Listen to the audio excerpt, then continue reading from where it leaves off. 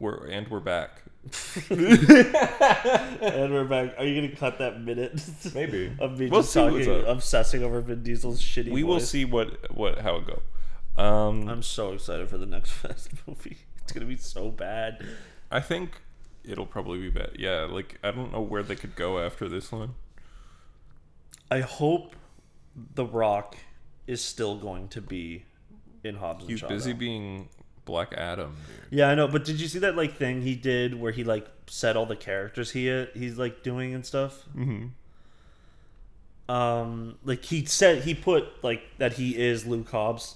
I'm like, okay, hopefully that means he's still willing to play the character, just not in the main Fast and the Furious films. Yeah. Because like he's so good. Yeah.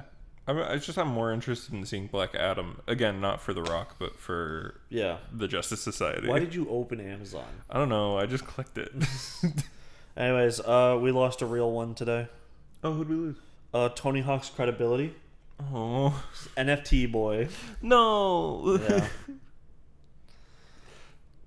You were the chosen one. You were the chosen white. You were never supposed to do anything wrong. Hopefully it's like he gets bullied into not doing it. Yeah, I agree because it's like already off of his like main Twitter account. So is he like, I'm releasing my own NFT, or was he just like, I bought one? Releasing his own.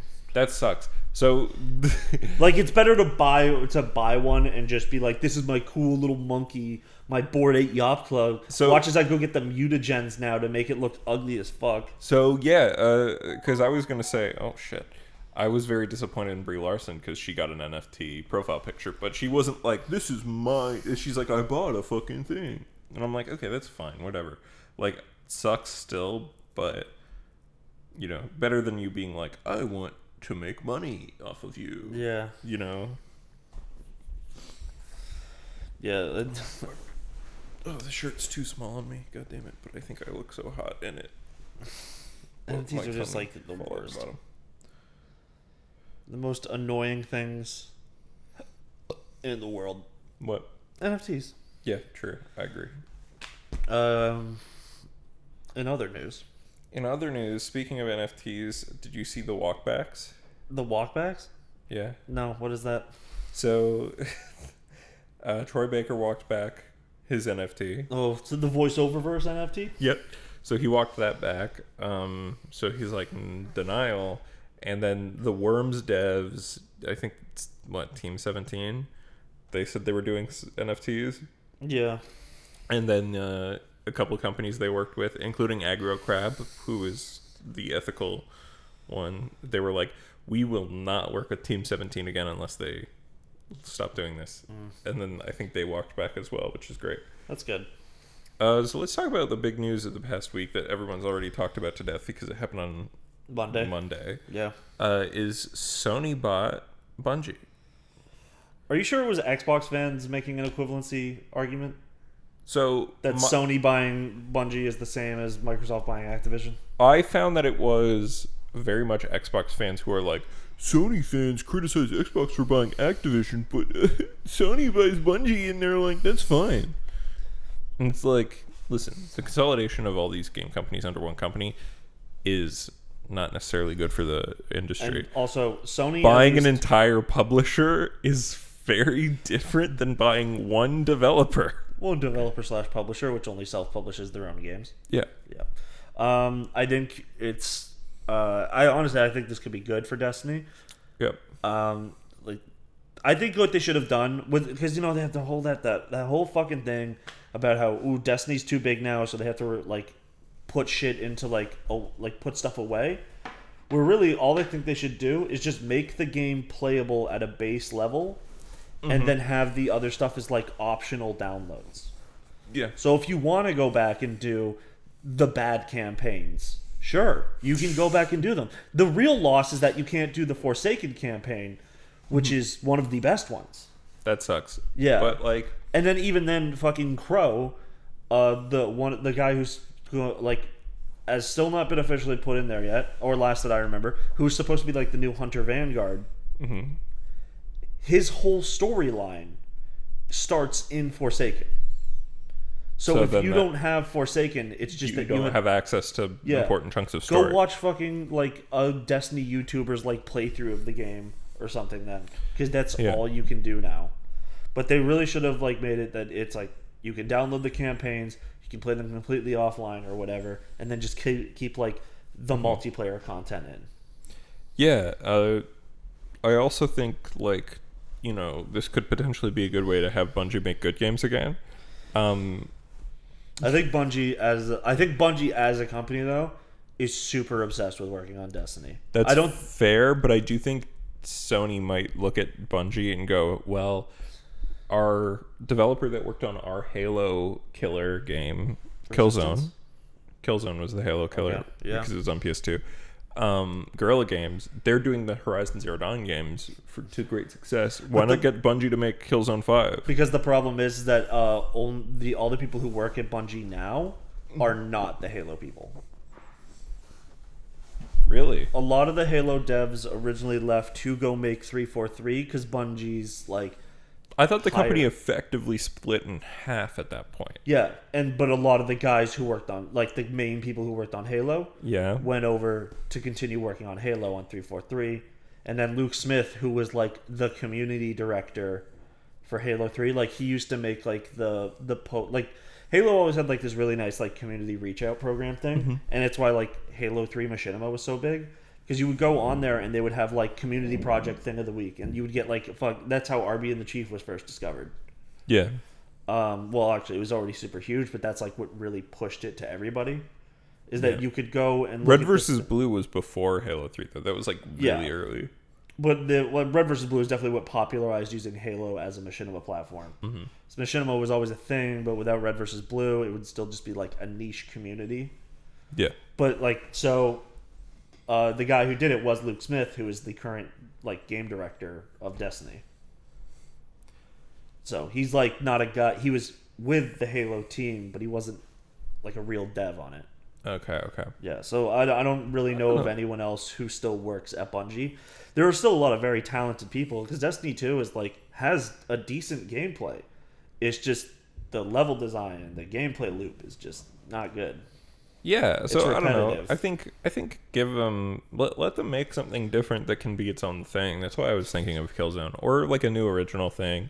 Like maybe have Destiny stay existing, but have like a separate the team kind of split in half, and like how other companies do it, right? Like not Blizzard. Everybody at Blizzard works on WoW. They also work on Overwatch and other dog shit bad And there's video probably games. like 5 guys who sit in the corner and be like, can we make a new StarCraft, please? No, go back to the World of Warcraft dungeon. Okay, we'll go back to making side content. You must go back to making side content for the side content. Go make Hearthstone. Yeah, I think Bungie should definitely move on. Right, like, and again, like Destiny does have a big player base still, and I think that player base is constantly at like a risk of people quitting. Exactly. The reason why Sony bought them though is because the Destiny player base on PlayStation is the highest. Yeah, that makes sense. I mean, I started that game on PlayStation. Yeah, so, yeah, I don't know. Like, it's not the same as buying all of Activision. They bought one developer versus buying 20. Now here's the thing. And also Sony, at least there is rumors that there's going to be at least one more big Sony buyout, and Square Enix. So the rumors. So I saw David Jaffe had the worst fucking take in the world. David Jaffe only has bad takes. He does only have bad takes, and it was the worst take in the world. He gave 5 options of publishers that they could buy, that Sony could buy, and then said only one of them was a good choice. Now he said, I want you to tell me which ones you think, he said, and here's the 5 he was talking about. Okay, so publishers. These are all video game publishers. I'm going to give you the 5, and you've got to tell me, he said, two are decent. Mm-hmm. Like he said, but one of the decent ones is good. Okay. So I'll guess the 2 decent, then I'll choose which one of them is good. Yeah. So Konami, Square Enix, Take-Two, Nintendo, FromSoft. Okay, it's got to be... Okay, since David Jaffe's fucking super stupid. Mm-hmm. Also, FromSoft is a They're publisher. They publish a bit, but it's like they're already they already have a close working relationship with Sony, anyways. But so I'm just gonna like axe that one because these are supposed to be stupid. Yep. Okay. Take-Two. See, that one I think would be a reasonable acquisition, but this is unreasonable, right? But remember, it's David Jaffe brain. That's what I'm saying. And like white guy brain. He's stupid. I think it's Nintendo and Square Enix. Are the two good ones? Are the two decent ones? Two decent ones? Okay. And I think he was probably thinking of Nintendo as being the better acquisition. So, it was Nintendo and Take-Two, and he said Take-Two would be the best one. Okay. But he's so wrong, because one, Nintendo will never sell. Well, okay. They're the most profitable company in Japan. Gaming company, I think. I thought Sony would be, because Sony is the most profitable company at gaming in general. Yeah, I think Take-Two would be a good acquisition for real. Sony. For Sony. For like, the industry, it would be awful, because Take-Two is like is maybe the biggest compared next to Activision, at least, because they own 2K, they own Rockstar, they own everything. So I think that'd be really bad for business. I think buying Nintendo, if they could, because I think Sony probably could afford to purchase Nintendo outright. I don't know. That's not, no. But would Nintendo agree to the deal? Probably not. But absolutely not. If they did, I think that'd be awful for competition, and I think that would suck. And I'd complain about it just as much, if not more, than Xbox buying Activision. But I think the reason why I think that's dumb is, like, I think the most ethical company to buy at this point would be to buy Konami, because they don't make games. It's not anti-competition if they literally don't make fucking video games. They also made the most games for Sony. Yeah, well, like Metal Gear Solid and Castlevania and Silent Hill are all associated with the PlayStation brand to some amount, right? Uh-huh. And the fact of the matter is, like, Konami is essentially only putting out remasters of old Castlevania games at this point. And like, I want to point out that if you want to play any Metal Gear Solid that's not 5, you need to have a PS3. Okay, so Sony, I don't know what these gamers were talking about before. Mm-hmm. They're fucking stupid. Sony it does have more than Nintendo. Yeah. They were on the Fortune Global 500. Which or whatever the fuck, I don't know. Sony makes most of its money from Sony's a conglomerate, so that's why they make a lot more money, because they make TVs, they have the rights to Blu-ray. The thing with Sony, though, is, like, despite that, unlike Xbox, where Xbox is a money that or a hole that Microsoft throws money into, that, like, it has never been profitable for the company, but Microsoft is so big that it doesn't matter. Sony makes most of its money from PlayStation. Yeah. So they make their rank is on the Fortune 500, whatever, global, some bullshit, 11. Yeah. And then on the Forbes list, 4th. Nintendo is not in the top 50, which is what Wikipedia gives me for both the lists. Yeah. So yeah, Sony is a bigger company than Nintendo, but to acquire Nintendo would have to be a bigger deal than Activision. Yeah. Because while Activision, I'm sure, might be a more profitable company. To this day, because all they do is sell software, and then they have games that have predatory microtransaction systems, where Nintendo has hardly figured out how to do a proper DLC or expansion still, and have a good online system. But like, what Nintendo owns in like cultural value is huge. It's like incredibly huge. They're the first. Yeah, they're the oldest video game company that's still relevant. Yeah, they're like. They're not nearly as big as Xbox and Microsoft anymore. They are still like such a powerful third that neither of those companies could really acquire it for less than like $200 billion. And like, again, even if they did, I wouldn't want them to, because that's like, I think it's like if the Liberal Party absorbed the NDPs, I'd be like, I don't like that. I pointed that out to my dad one time. So I was talking to my dad about politics on like my birthday last year. And we were sitting around, and my dad's like a fucking old school conservative. Yeah. So he brings up all the liberal cult. And I just pointed out to him, like, hey, Dad, if we were a two-party system like the United States, the conservative government would never win. Because the NDP, like the only reason why the liberal, like no one who votes liberal goes and votes conservative. Yeah. No one who votes conservative goes and votes liberal. But people who vote NDP would have voted liberal. Like, or either way. Like, they both will, like, think of will be like, well, you know what, I like this party's ideals this time, I like this party's ideals this time. There's a party sucking away the votes from the Liberal Party.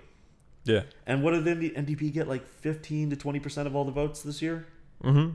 So, and the Liberal Party got like 40, just narrowly beating out the Conservative Party by like 38 or whatever. Yeah. Fucking, if the NDP didn't exist, the Liberal Party would have 60%. They'd have a full majority. Well, that depends, right? Like, if all third parties didn't exist and it was just the two-party system, I think you'd get a lot more people not voting like you see in the States, but you'd also get, like, you'd still see, like, a massive, in terms of the popular vote, the Liberal Party, for sure. I would say we would get a third less of the votes that we get, and I think only, like, 10% of our population votes anyways. It's something really small. I think maybe 10% of young people vote? You know, let's say it's a third of the population votes. Yeah. Less than half still. Yeah. Still, liberals would have the popular vote every time. Yeah. Yeah. Like, it's just so just like the dumb. Democrats. Like, the Republicans have never won the popular vote in the history of the party. The revenue of Nintendo. Anyway, yeah, I think Sony, if you're going to buy a publisher, buy Konami. I think they'd be fine. It would be great. Because I think Konami's franchises are dead. Yeah, their franchises are dead. We're only getting spiritual successors now. And we would welcome all of them back, and you could just print... If you literally remastered and or remade all the Metal Gear Solid games, you would fucking print money. You'd have a license to fucking print money. You buy Konami. Yeah. You take Metal Gear Solid. You go and get it remastered, full vision. Yeah. Like original vision, just updated graphics, even similar playstyles. Don't fucking like change it. You don't need to do a full remake. You could just remaster it. Remaster it. Or like make the controls or near replicant it.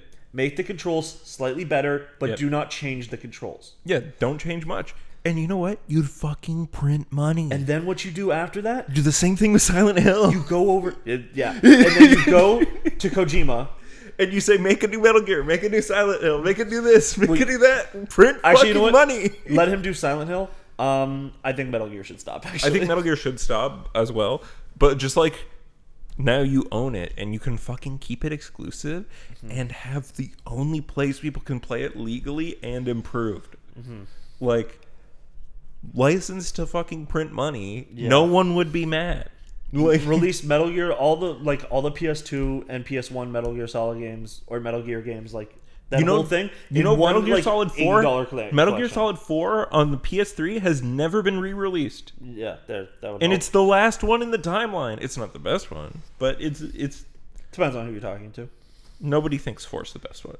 I guarantee. Maybe some people. You know one person who does. He thinks it's the best one. I thought he still thought 3 was the best one, but he likes 4 more than the average. Maybe. I haven't talked to him about it in a long time. Okay. All right, so just to finish up with the Nintendo thing, though. Yeah. Their revenue for 2021 was $1.8 trillion. Nintendo's what? Yes. Damn, holy shit. Their operating income was $640 billion. Their net income was $480 billion. They own $2.5 trillion in assets, and their total equity is $1.9. Yeah. So to buy Nintendo, Sony would have to liquidate all of their own assets, and then Sony would just become Nintendo. Yeah, effectively. There is no way anyone can buy Nintendo unless Nintendo had Nintendo was on unless huge... Sony has unless this was like. The time to buy Nintendo would have been like Wii or Wii U era. But then, only then people still had belief that Nintendo was going to come back. Fucking, if it wasn't for Iwata, I think Nintendo would have died there. Yeah. Like, that would have been Nintendo's Dreamcast moment, because it very much was. Yeah. But the Switch brought it right back up. Like, they're at like the best, or closer to the best that they've ever been, I think. While the Switch has like major hardware issues, as in it's not very technically superior, and then they also have development issues in like inside their studios, because But there's like Game Freak is like, this shit prints money. We don't need to put that much effort into it. And there's like devs there who are like, no, I think we should put effort into it. And they're like, shut the fuck up, asshole. Yeah, and like as cool as it would be to see, I think personally for me, like I'm happy that Nintendo is still a hardware company. If Nintendo decided to be a third party and put like Sega did, right? Put games on other consoles, I think that'd be cool because I think you could see like, you could probably get a good amount of money if Metroid Dread was on everything. Yeah. Right? Like they could probably get good money if like Pokemon games were on everything. I think it's also that I think Nintendo likes to use their hardware limitations as an excuse though, because like think about while their games are like they're the stylistically while their games are all really stylistically pretty. Yeah. By the way, are those records? Yeah. You should probably stand them vertically. Really? Horizontally, the ones on the lower levels can get pressed together, and then like it can fuck up like the actual track. All right, I've left them like that for 5 years, so damage has probably already been done. Yeah, well, while Nintendo had it would be.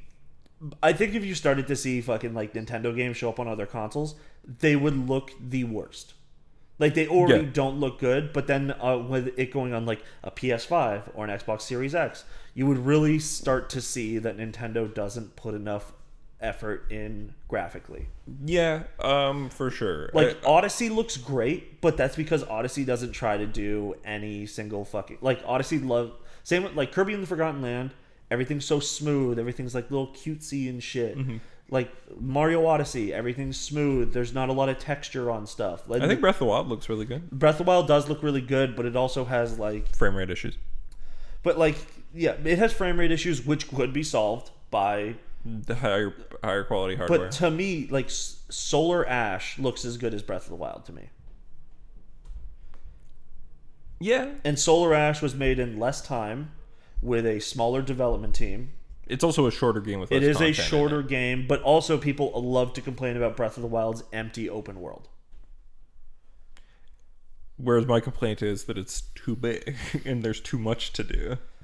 So, yeah, there's the 120 shrines, and then there's the 700 Korok seeds, but the Korok seeds are not necessary. That's not gameplay. It's not gameplay. It's not necessary at all. I saw some really dumb takes about Pokemon Legends Arceus in regards to that. People could like that. Those 120 shrines. I think like when you actually have done them all and they fill up the map, it's like, whoa, there is a lot of stuff. It's just that they're hidden. Mm-hmm. And I think there's lots of side quests and there's lots of shit to do. Yeah. And I wouldn't say there's a lot of side quests. There's a good number of side quests. There's a good enough. And then okay. Literally, there's no problem. Doesn't matter. It's like people love to rip on Nintendo. Mm-hmm. The same. Pokemon's not great graphically. I think every other team Nintendo has does an incredible job. Well, we're gonna do a short week section, so I'll talk about Pokemon Legends. Yeah, that's all I've done. Okay. Yeah. So, that's just it. Buy 2K, buy Konami. One of the two. Nintendo's untouchable. Yeah, I would say Square Enix is also relatively untouchable. Yeah, I would say so. I would rather see Sony buy Square Enix than Take-Two, just because I think Take-Two's unfixable, but I think Square Enix is fixable. And also, I think if we're talking about exclusives, I think Square Enix already makes a lot of PlayStation exclusives, so it wouldn't be as drastic as like Grand Theft Auto 6 exclusive to PlayStation would be fucking terrible. Like. As much as I'm not a huge GTA guy, I can completely, much like how, Call of Duty exclusive to Xbox, like bad for the industry. Bad, right? Yes. Even though I don't like Call of Duty, that's bad for the industry. Mm-hmm. That's really shitty. Grand Theft Auto 6 exclusive to PlayStation, worse for the industry than fucking Call of Duty. Straight up. Also, I'm looking at the numbers for Square Enix. You could definitely buy Square Enix for $70 billion. You absolutely could. Yeah. Yeah, and Final Fantasy VII Remake already an exclusive, right? Nier Automata is exclusive. Well, it's a timed exclusive. Well, yeah, PC, yeah, but even still, like most first party at all. No, most first party Sony games are coming to PC now too. So they're delayed, but at least like they're coming. Did you see the news about Take-Two this week? What about it? It came out last night. So, or Is like it 2 the days ago. GTA 6 is in dev? But Yeah. the thing is that pretty much they made like this post that was pretty much them saying the contract is the end of GTA Online. Mm-hmm. The updates that are coming out are like, I think they said they might be working on like one more. Am I Yep. a fucking sock twist? No, it's fine. The next entry in the GTA series is in development, Yeah. which cool. Isn't necessarily GTA 6, but I think were you in the? Yeah, I was. You were. Yeah. We were talking about it. But I did. I said last night, I was like, they're probably going to do Vice City. Yeah, I think it'd be And cool if they went to a different. Here's something that like the second I got off the call, I thought of this and I was like, this is clever. The trailer, it's like you see like a bunch of bullshit people talking and shooting guns, and then the name of the game comes up and it says Grand Theft Auto, and then you see the VI for 6, and then it goes CE. That would be decent. Going back to Vice City, do you want to put money on that? Do you want to put $5 that's No, going I to don't happen? want to. I think that'd be a fun bet. It is a fun bet, but I don't bet. I'm not George. Fuck you. I think the worst thing they could do. Okay, The worst thing they could do is make it as annoying of a story as GTA 5. I think regardless, this game's not going to exist on the PS5. I think this will be late. I think this will be like GTA 5 on the 360. Apparently, this is once again we are in the beginning of a console cycle where everyone is saying, where like the industry and everyone is saying like, we want these consoles to last longer. Because that's how every console generation has been longer than the last at this point. Yeah, well, okay, the Xbox 360 and was like a lot longer than the PS2 and Xboxes. And the PS4 and Xbox One was longer than I feel like they were the same time frame. Maybe the same as the PS3, but it's still longer than most other. Yeah, no, it was 8 years for both. Yeah, I'm checking for sure because it's weird because the Nintendo consoles of that era fucked around. the release date of the Sony PlayStation 4 was November 2013. Yep, And the PS5 came out September 2021. I think 2021 or 2020. No, it was 2020. Oh, it was 2020. You're right. We've had it for over a year. So that was 7 years. Yeah, and the PS3 was 2006 to 2013, so that's 7 years as well.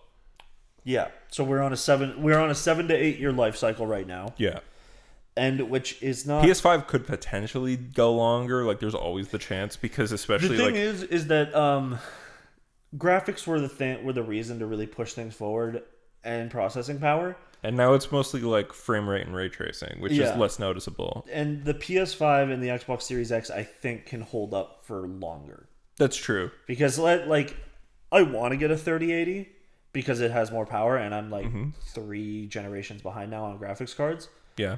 But like, do I need it? Like, could I just go and get a 2080? For sure. Yeah. But do I want to fucking buy like a 4080 in 3 years? No. Exactly. But like, I think where we are with this current console generation is there is no reason to go out and like. Yeah, I think the Switch is maybe a few years out from having like a new Nintendo console, just because it's already showing its like lack of tech. Yeah. At this point, 5 years into the Switch's life cycle, I think the Switch should become like the hand. You okay? I'm gonna go to a doctor soon. What's wrong? Are you all right? This started yesterday. Yeah. I just been getting like a sharp pain in my side, and it's virtually unbearable. Yeah, go to the fucking doctor. It's the second time it's happened. Don't talk to me like I'm my mother. For the podcast audience, my mom gets sick all the time, and then we're like, you should go to a doctor, and she's like, no, I'll be fine. It's like, no, you should go to a doctor. But then she sits there knowing she's sick and says, do you know what, kids, so what are you gonna do with all the money when I die in a month? And then we get annoyed with her. It's the same reason why I'm pretty sure we all got COVID from her. Yeah, so I'm sorry, I lost track because of my pain. It's okay. Something about Grand Theft Auto? Yeah. Grand Theft Auto. I would love it to be on the. Oh, we were talking about the lifespan of the consoles. lifespan of the Switch. I think the Nintendo Switch should become like the handheld console. It should be like the 3DS, where it's like kind of off to the side, and they should release like a console that is no longer not handheld. Price it at this, like put it out with the same power that a PS5 or an Xbox Series X has, but it's not handheld. It purely sits there for your TV. It's a normal console. I don't know. I don't think you can get the power of like a PS5 or an Xbox into your hands. Nintendo wants that though. Like, I think they would rather stick with the Switch and maybe just do a Switch 2 at this point. Or what if they made it where it's like, because a lot of games when you get them on PS5 and the new any new games, it started in PS4 and it's now very extreme on these ones, where you put the disc into the console, there's still a download. Yeah. For like additional data. What if the Switch did something where it's like there's the Switch and then there's like the Switch Home Edition or something, and the Home Edition you still use the same cartridges, it's the same games, but they're upgraded. When you push it into the game, into like the home console, you have to do a minor download because like it's downloading like the ultra res textures. Maybe. Because I don't care much for textures. I think gameplay is more important, and I like stylized textures over like photorealism. But I really hate it when it's like something that's supposed to look stylized, like the fucking One Piece games, where it's like Luffy and all the other characters are like have One Piece proportions and One Piece like everything, and then everything else is normal. But then the ground is like, why did you like put a PNG of the dirt out from outside? It's like stylize the whole game or fucking make it The Last of Us. Excuse me. Speaking of, I've been playing the PS5 version of Uncharted 4. Yeah. Another good photorealistic game. That game's great. Playing that game in 60 FPS is like weird. Were they all at 30 FPS? Or? Yeah, all of them when they launched. I know you played the first 3 in 60 because you played the Okay, remastered. so those first 3 were in 60. Yeah. Okay. They weren't originally in 60. Borrow that from me when you're done with it. For sure. I refuse to pay $80. For like, I get that it's 4 games, but it's also own... Oh, no, it's not 4 games. It's 2. Which is it? It's just 4 in The Lost Legacy. Oh, really? Yeah. That's horrible. I own one of those already.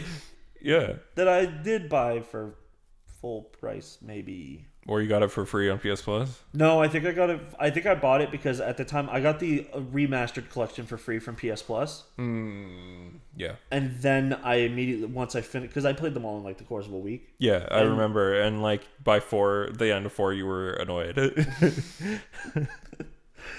Yeah, that's a good tip. Do not play through an entire franchise in a week. Yeah, like Uncharted. I like Uncharted a lot. Yeah, it's not really meant for that. Yeah. It's meant for like you play a game, you wait a little bit, you play the next one, you're like, whoa. Especially since it's like if you play them back to back, you're gonna just immediately start comparing the flaws of the old one to the new one. And like you realize like they are very samey. Like they're good, and I think they improve in some ways every time. I still think 2 and 4 are the best ones. They all hit the same story beats, and they have similar moments. It's just like, whoa, how's the set piece for this one? Yeah. I think 4, like, playing 4 after, like, you know, having played the early ones since, again, not recently, but just, like, in a few months ago, 4 is, the shooting is so tight in that game. Also, they use the PS5 trigger thing. Oh, nice. Which is nice. So yeah, they're good games. Oh yeah, you want to do the Hole-ies? Yeah. All right. Or do you want to? No, because we'll talk about Hawkeye after. Yeah, well, let's do the Hole-ies. Okay. Did you make your tier list? Sure did. All right, you want to go through yours, and then I'll DM you mine. Okay. I'm not recording the screen, but I will put it. You could just like put it like in the center of the screen. I'll just put it in post. Yeah. So fuck you. What? I'm grabbing a drink. Fuck you for that one. Fuck me for what one? Knack, baby. It's got to be its own tier. Let's start from the bottom and work our way up. So, in its own tier, I have Titty Game. What game is that? That is Onichanbara Origins, which I would recommend. It's actually like a pretty good character action game, but it's also just a titty game. Oh, did I play Control this year? Just forget about it? Control Ultimate Edition was free on PS5 at the start of the year. And I think that game's just okay. It's up in here in D tier. And Kenna Bridge of Spirits, also like pretty disappointed in that game. Not that great, TBH. But I didn't put an F because D tier games, I still think these games are still quality in some way. I just didn't like them. I have an F tier. But I think it's a meme. Okay.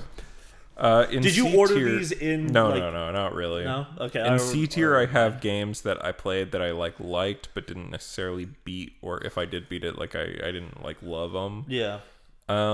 So Mario 3D World and Bowser's Fury, and end up beating it. I think Bowser's Fury is really cool, but it's Mario Odyssey. It's not quite Mario Odyssey, but it's a cool game. But it's it didn't hold my attention super long. Road 96 was a really cool kind of story roguelike game. It's choice based. I think that game's quite fun, but ultimately didn't stay with me very long. Yeah. Alba Wildlife Adventure I really liked, but it is a super short experience that does feel a little forgettable. The Great Ace Attorney, what's it called? The remaster, the 1 and 2. Yeah. For Switch. I think this game's I love Ace Attorney, but I think there are elements of this one that just make it a little bit more boring than the classic ones. The jokes don't necessarily hit as well all the time. The cases aren't super interesting, but I didn't beat the first one. Maybe the second one is a huge step up. Yeah. So yeah, and then Guilty Gear Strive. This game's great fighting game. It's wonderful. It's fantastic. I believe the hype for sure, but I just didn't end up playing much of it, which is a bit of a shame. But so I didn't get as much pleasure out of it as I could have. That's why it's here in C tier, not because it's a bad game, but because I just didn't end up playing a ton of it. Did you see that Biken showed up in that game and actually shook up the meta again? Really? Because that was the meme with Exerd, is that it was Biken showed up and changed the entire game. Yeah, Biken did it again. That's awesome. Good for her. But in a different way this time. That's great. I love that for her. Persona 5 Strikers as well. I think this game is pretty mid. You know what I mean? Yeah. It's not... I liked seeing these people again, but I didn't feel compelled to beat the game. I have an in-depth reason why I think it's bad. I don't think it's bad, but I think it's mid. You know what I mean? I think it's bad compared to other roguelikes. Or not roguelikes, sorry. Musos. Yeah. I think it's cool that they did all of the Persona shit in it. I think that's really fun. And if you love P5, you might find yourself compelled to beat P5S. But it does feel a little weaker. Or good. No, not a little weaker. Much weaker as a video game. Up here in B tier, we have Returnal, which is probably one of the most interesting games of the year, I would say. A really cool exclusive that I think was slept on, but it's not an A or S tier game. It's a B tier game, but it's a good B tier game. You know what I mean? Same with Ratchet and Clank Rift Apart. I think it's a decent return to form. It's a return to form, but I feel like the story is really weak. I think the story's fine. I think the only negative in the game is that there's not a lot of bite to it. That too. It's not very bitey. It's just the story. It had the amazing animations and shit where it's you punch a guy and his eyes bulge out and he does a crazy thing. It's a fun game. It's just by the end of it, it does feel a bit samey. Yeah, and it's missing the bite, missing the bite of old PS2 flavor. Ratchet, where it's just Ratchet and Clank are friends. But it looks like they would they would fight in a moment. Where Ratchet and Clank in the PS2 era looks like they would say, "Hey, fuck you, asshole! Yeah, oh, fuck you!" and then come back and be like, "Are you ready to do this?" Yeah, exactly. But then Ratchet and Clank in the remake, because that's more of what they're basing his character off of now. Yeah. It would be they would get in a fight and then they'd walk over and be like, "Hey, buddy, I feel like I really hurt your feelings there." Yeah, and it's that is more emotionally mature, but it's less fun. It's missing a little bit of spice, a little bit. They don't feel like friends; they feel like coworkers. Yeah, work friends, or they love each other, but there's no toxicity to it, which is who wants to watch that? They're using it fucking like human resources tactics to like solve arguments. No, they're like emotionally mature enough to understand each other's feelings, and that's like not fun for a game that's supposed to have conflict in it. And then especially when the conflict is between two characters who meet each other for the first time and then find out that you killed my you ripped my arm off. Or yeah, you ripped my arm off. Yeah, it just feels kind of weak. Like it needs a little bit more spiciness to it. A little unflavored. By the end, feels kind of samey in the gameplay. Not a terrible game by any means. Just we're criticizing it as big fans. So Ratchet and Clank should have gotten together back together a lot faster. Yeah. And Kit should have shown up a lot earlier and swapped onto Rivet. Because the fact is like they needed to build the relationship more, and I get that they're gonna make more. Hopefully. And she's probably gonna be there because Ratchet and Clank always does dimension hopping. Yeah. So I'd love to see them follow up on the storyline with like the Lombaxes that went into all the alternate universes. I think it's fun. I think after this is like the 10th game in the franchise. I think it's fucking finally time to go find some of the other Lombaxes. Exactly. I think because Ratchet was the last Lombax because they just didn't find the dimension where they went before. Mm-hmm. But like now you have two Lombaxes. Like it's because they all got scattered. There's like stuff that talks about it finally in this game. Also, like, there was another Lombax in a Kraken time, but I forget what happened with that. But it's still canon, apparently. Yeah. Trails of Cold Steel and Trails in the Sky, I played this year. I think both these games are great. I didn't beat Trails in the Sky. It is a much older game. It's very PSP. Trails of Cold Steel, also very fun. These games are both B tier because I think while they are really fun like anime RPGs with really solid writing and gameplay, they still are missing some of the polish that higher budget games would have, and that the later games apparently do have in this in Cold Steel side of the franchise. But yeah, so I think these are both great, and if you want to get into the Trails series now, and then like probably also like 2 or a year or so from now, probably going to be the best time to do it. But there's a good franchise. Like famously, every time a small story beat happens, every NPC in the game has new dialogue in both of these games. That's like a thing for this series, which is cool. Forgotten City, I think, was a really fun, like little experiment type game. I think it's really cool. If you slept on this, check it out. It's fun. Eastward's a cool Earthbound inspired RPG that I cannot believe is not made by white people. It's made by Chinese people. Why? Huh? Why did you say that? It's true. I said it on the call when Jacob was playing it, but I was like, you'd think this is like, you know, the Earthbound fan industrial complex in America type game. And it's not. It's from China. Did you ever see? You ever see those fucking memes about like, whoa, this quirky Undertale Earthbound-inspired RPG is about suicide? Yeah, I love that. I saw that in the Virgin versus the Chad meme. Yeah, where that was, but like the Virgin was the side saying that, and then the Chad they dressed him like Guts from Berserk, and it's like, oh, you mean it's cool to search for hope in a dark world? Yeah. Mafia 1 Remaster Definitive Edition. This game's really good. Remake, actually. This game is really good. Again, if you slept on this when this came out a year or two ago, check it out if you like kind of GTA type games, but are more story based. It's a really solid game. Less satire based. Less satire and more based on like, you know, actually telling a story. Yeah. Inscription is a really cool game by Dan Mullins. I couldn't beat it because I'm terrible at fucking card games, so I had to read what happens because I'm just not good at video game. But really cool game. Really awesome stuff here. If you like kind of the stuff with like little meta narratives in it, it's neat as fuck. And then we got Power Washer Sim. I don't really need to say much about this. And then Metroid Dread would be higher if I didn't get stuck. Just facts. It's fine in B tier. Yeah. AI, the Somnium Files. You know, I do be loving kind of my weird anime visual novel type games. And AI, the Somnium Files is a top tier one of those. By Kentaro Uchikoshi, who did the Zero Escape games and Punchline. And this isn't his best work today, but it is a new universe and a new storyline that he's doing, and it's quite good. Next up, we got SMT3. I didn't play much of this game, I'm afraid, but it's still I really love. I love a RPG that's also a horror game. I think that's really cool. Deathloop, really solid game. I said a lot about it back when it came out. Guardians of the Galaxy. This is my first time talking about it. I did get it for Christmas. This game do be slapping out here. I haven't beaten it yet, but a really good game. Sherlock Holmes Chapter 1. This is maybe the best Sherlock Holmes game yet.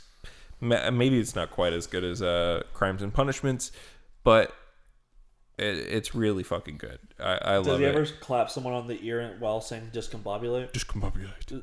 Discombobulate. If the answer is no, but there's really terrible shooting sections in it.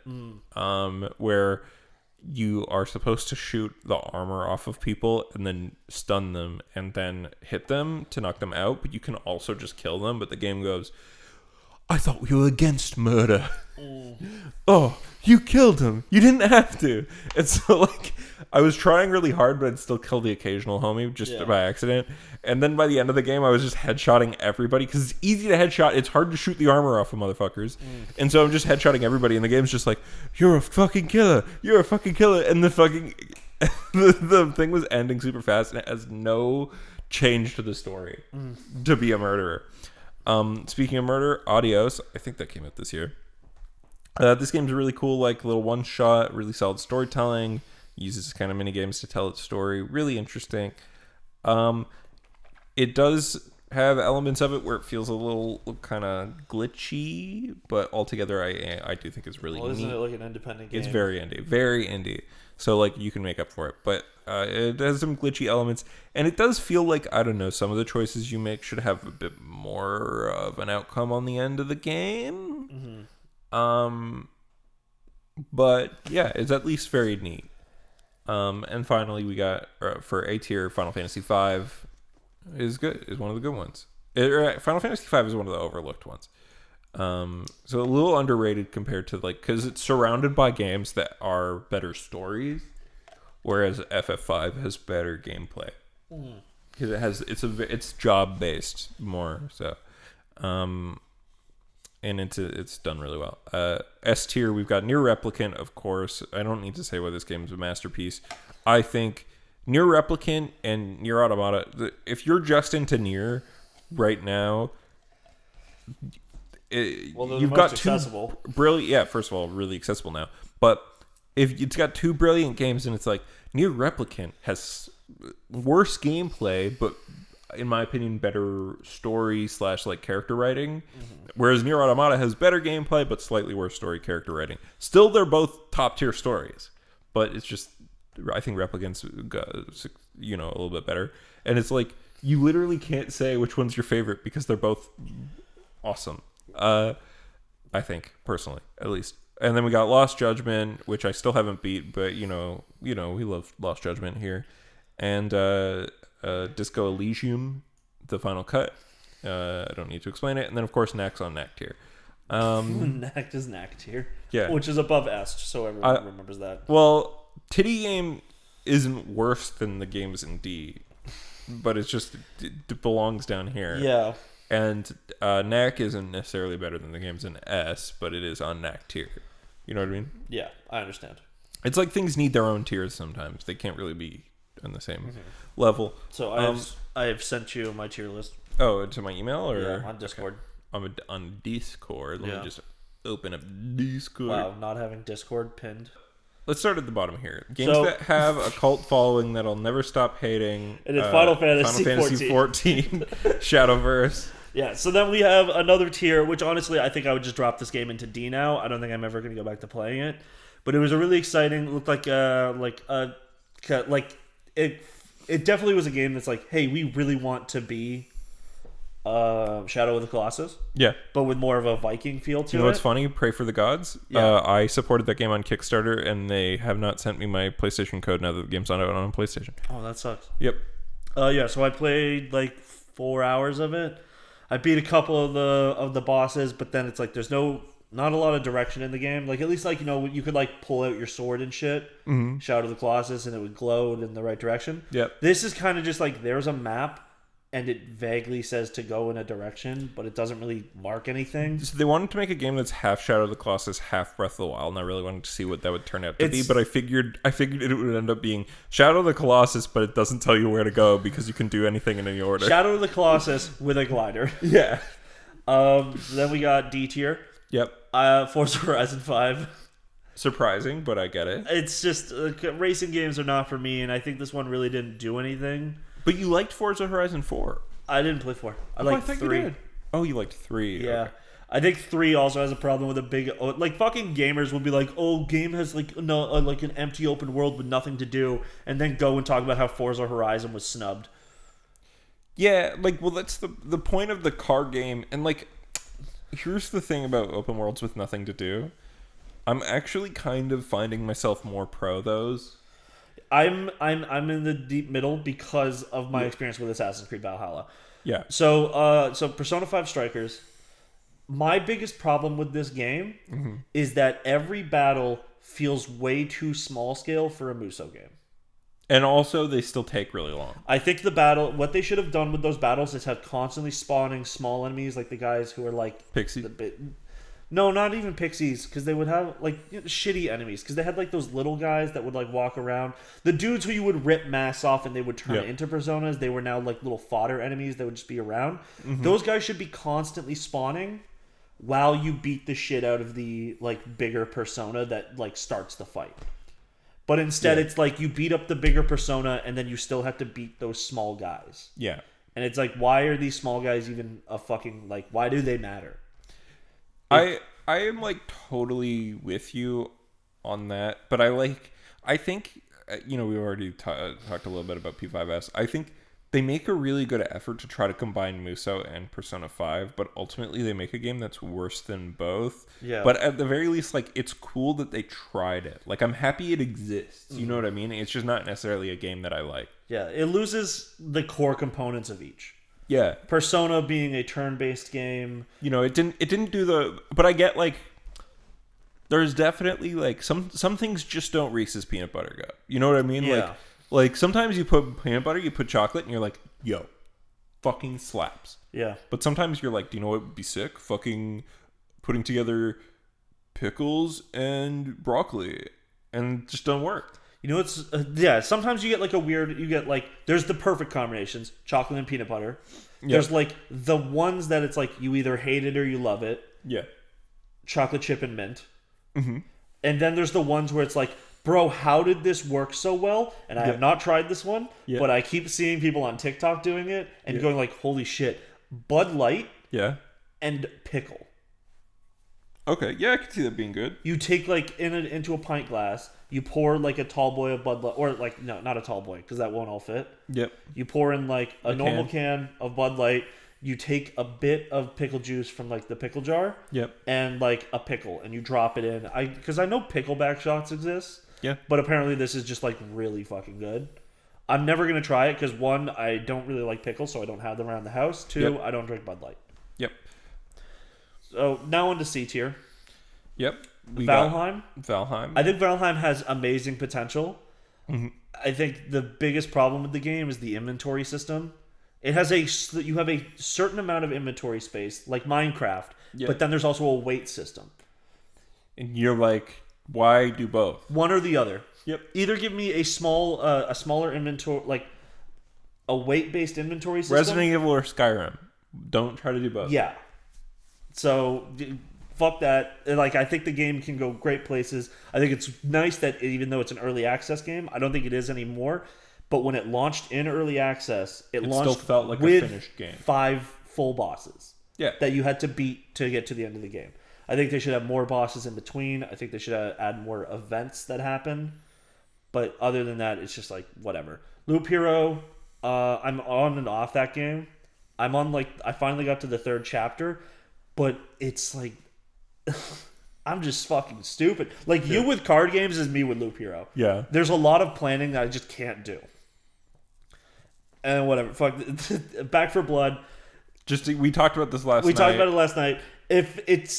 All of the shit they added makes the game worse than Left 4 Dead. Yeah, and like if they just didn't have like, I think the card system is really cool, but the card system really forces you to min max. It doesn't really give you any bonuses, and like ultimately it feels, as somebody who bought this game full price and barely played it, it just feels like there's so many systems. It's like fucking cross-Tekken.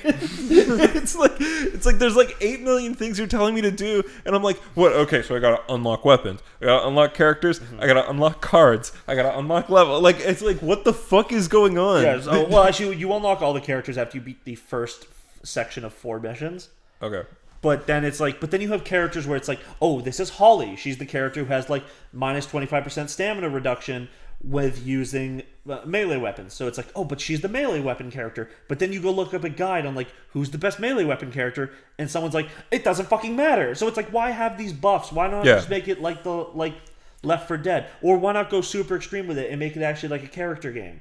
Yeah, it's like they're lean harder into their new things more than even like World War Z did. Yeah, right. World War Z has like an XP based weapon unlock system that also like could have microtransactions if they wanted to, and I think sometimes does. But at least like a weapon unlock system and like XP, it's just like you use the weapon until you get the next weapon. This is like and classes. This is like classes, you have to finish levels. You will only get a small amount of supply points for every level. I think the most I ever got was 50, and that was because we did an amazing perfect run. Yeah. And like even if you do the average run and you complete all the challenges, sometimes you can just get 18 for some reason. It doesn't really, there's no breakdown of why I got this many points. There is like, oh, you got 20 because you did the challenges. And it's like, okay. But then it's like, but what about my performance during the actual thing? Why did I even try to just do anything else? Yeah. So I feel you, man. I think the card system should have been a bit more extreme, and the character system should have just been like gone, and it should have just been like skins. Left 4 Dead fucking shit. Like, I want to play. Who am I playing as in Left 4 Dead? I'm gonna play as Lewis because I like everyone else's looks. Yeah, and I'd rather see them. Or like I want to play as Zoe because I just want to like crouch over and let people stare at my like white girl ass. So like, Back 4 Blood could have been great, but they went a bit too hard into trying to make it complicated. Yeah, it just makes it not as pick up and play. Like, you know, any dipshit could play Left 4 Dead. Like, you could just be like, okay, you start the game and it also, starts. Left 4 Dead is like, you don't all the like Back 4 Blood has different, so they have variations on like characters. So there's a tall boy, which is a big motherfucker with a huge arm, but there's 3 versions of him, and 2 of them do completely different actions. Than the other one. And then there's the fat guy, where in Left 4 Dead, it's like you see a boomer, you shoot it, you try and stay away. It can throw up on you, and that's it. But then in fucking Back 4 Blood, there's 3 variations where one throws up you from afar, but when you blow it up, it won't leave like zombie residue for you to get affected by. There's one whose whole job is to run straight at you, because if you blow it up while it's too close, it's like a grenade goes off in front of you. And then there's the classic boomer. But it's like, why can't you just make it one of these, or combine all of these and make it like a lesser effect? Yeah. Like it is in Left 4 Dead. It's like they took the 3 main things that is important for a boomer, and they made them 3 separate characters. And then just accentuated them and made it fucking annoying. Yeah, right. It has potential, and a lot of people enjoyed it. I know you enjoyed it at least. I enjoyed it for a bit, and then like that's the thing with that game is like, if you start the game on veteran, like the hardest difficulty, or no, the first hardest difficulty, the checkpoint system is like half gone. Like you have to do finish 2 levels in a row and shit. You get only 1 continue, so if you fail once, it's gone.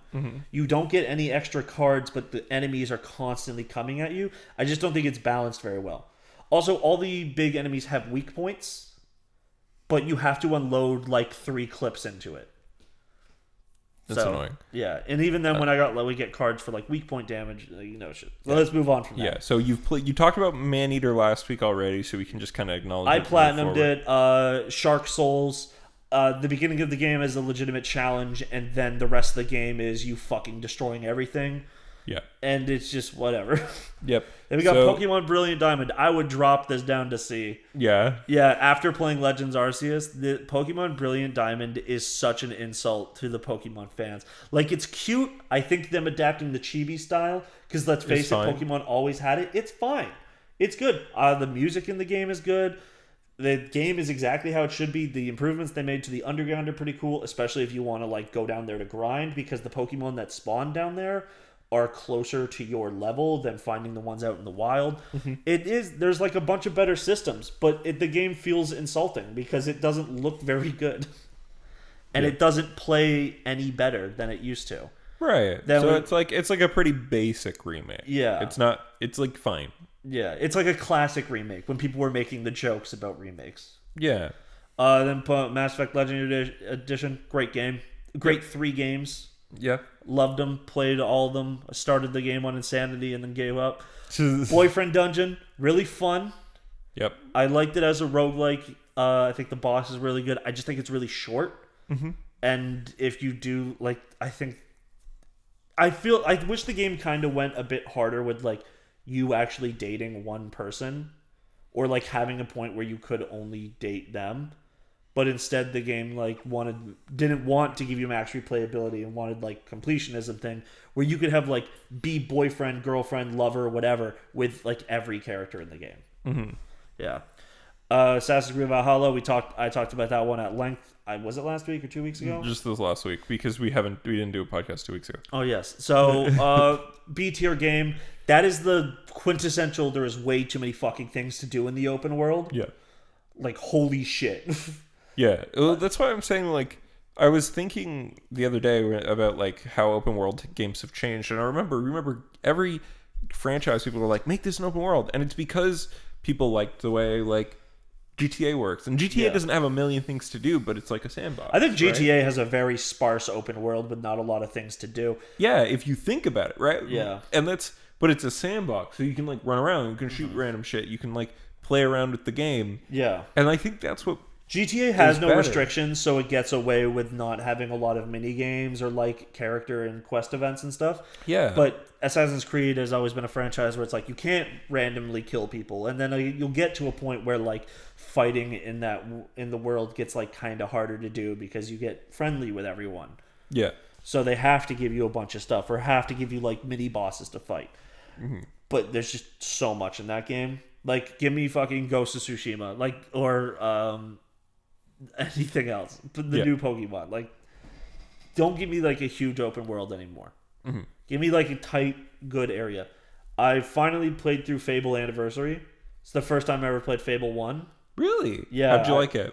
It's great. It's awesome. That's awesome. The controls are so weak. Like, they're not good. Like, but all the whole time I'm sitting there, I'm like, God, they did fix all this in Fable 2. A game not available anywhere else. But you know what is on PC? Fable 3. But they don't have 2.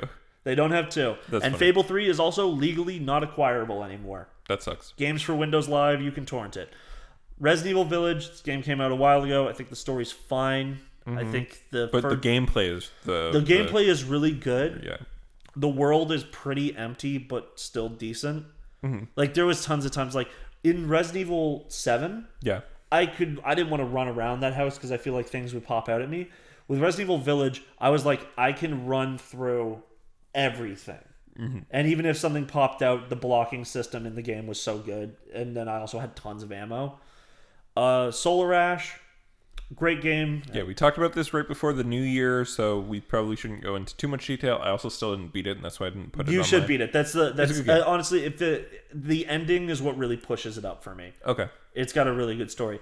And Lost Judgment is my top of the B tier. Yeah. Because it's just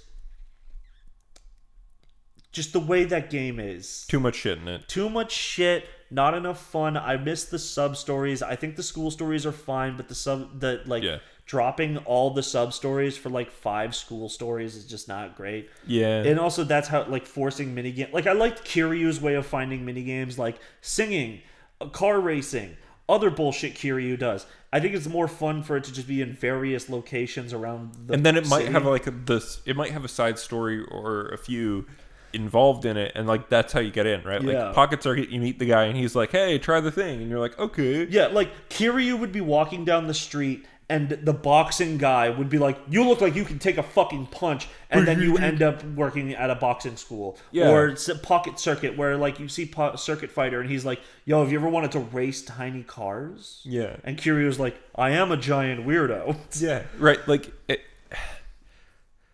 I think Lost Judgment's good. I haven't beaten it yet, so maybe the ending will piss me off or something. But I don't think it'll piss you off, because it didn't piss me off.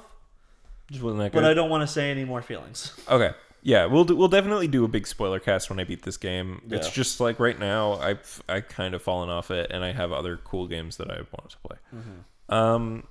But I still think Lost Judgment's good, and it's just like, it is annoying because I didn't love going back to Yokohama as well. I think giving you the skateboard made Yokohama more tolerable. much more tolerable. But still, I'm still like, I like Kamurocho. Still like the perfect it's my city. home. What's the other place in Yokohama? Or is it Yokohama? Well, the place you go with Sajima in Yakuza 5. Oh, what the fuck was that town called? Because I think that's or Kiryu's fucking location in Yakuza 5. Oh yeah. Those are both great cities. I like those a lot. That I would like to explore more. And of course, we love Sotenbori. Yeah, obviously. But Sotenbori I have experienced in a bunch of games. It's a bit overdone. Like Sotenbori is in Yakuza 7. It's in 0, 2, 7, 5. That's where you play Haruka. Haruka. Yeah. It's in over half of them. Is it in 4? No, 4 only has Kamurocho and the prison, right? Oh, Okinawa. Yeah. Oh, well, you don't explore Okinawa. Just the orphanage. You do a fight and you do a dungeon. Yeah. Yeah.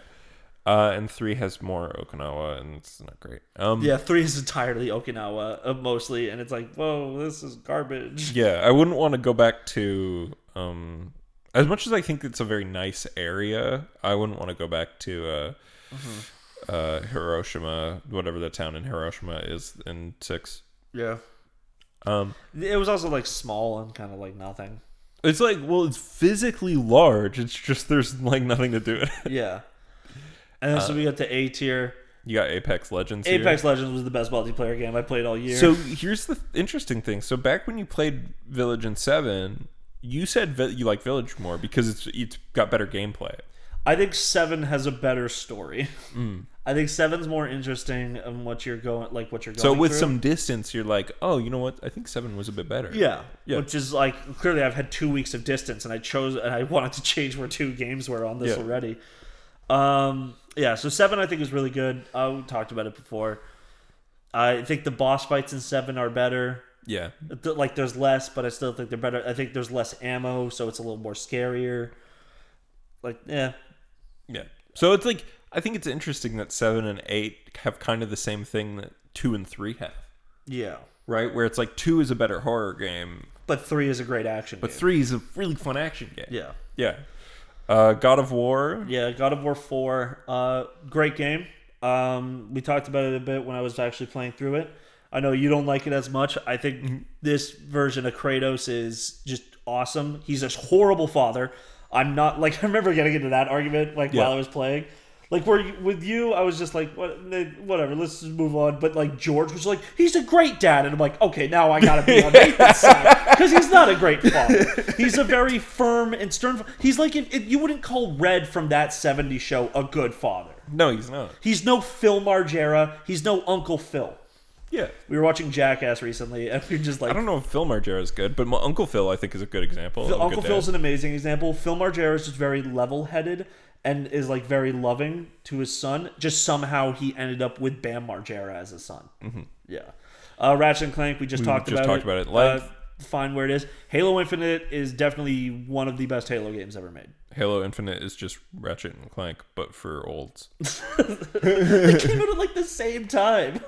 No, I just mean like it just feels more for olds. Oh, you know okay, yeah. Halo Infinite, they finally actually went into like the characterization of Master Chief, and he talks a lot more. and it's not like a shitty performance. It looks like they actually tried to get Steve Downes to talk properly. Yeah, I make fun of Halo a lot, and I do want to play the rest of the games, and do continue that series I was doing last year. I didn't put Halo 1 and 2 on my list. Wait, was that last year or the year before that I played those games? I don't remember. Anyway, those games are fine. I think 2 is quite good. I think 1 is pretty bad.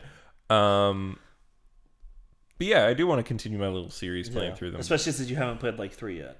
I've played I've started the first level of 3. It's a fairly long level. Yeah. Halo 3 I think has the problem of Halo Arbiter 1 showed up and I was has. like, "Oh, you're here? What? Why does everyone have more info than me? I just saw Arbiter and he didn't have this much information in Halo." That's 2. the problem with Halo with between the Halo franchises. It's that you're playing it from the perspective of Master Chief. Yeah. But Chief keeps disappearing for years at a time. Yeah, Because Spartans never die, they just go missing in action, except for the explicit times you see a Spartan die. Yeah. The Replicant. Incredible game. Oh, incredible. Yeah. Amazing. Love it. Minecraft Caves and Cliffs. Amazing game. All right, Ian. No, it fully revamped Minecraft. It's a totally different game now. Above Near Replicant? It was kind of a meme. You're gonna make me cry. Metroid Dread, definitely one of my favorite games this year. Honestly, great game. Wish I didn't get stuck at a point because I did like it a lot. It's probably the most fun I had with Metroidvania. It's quite some time. The only negative I have with the game is that they added the cutscenes, and because of the cutscenes, people were able to get some pretty nasty skips.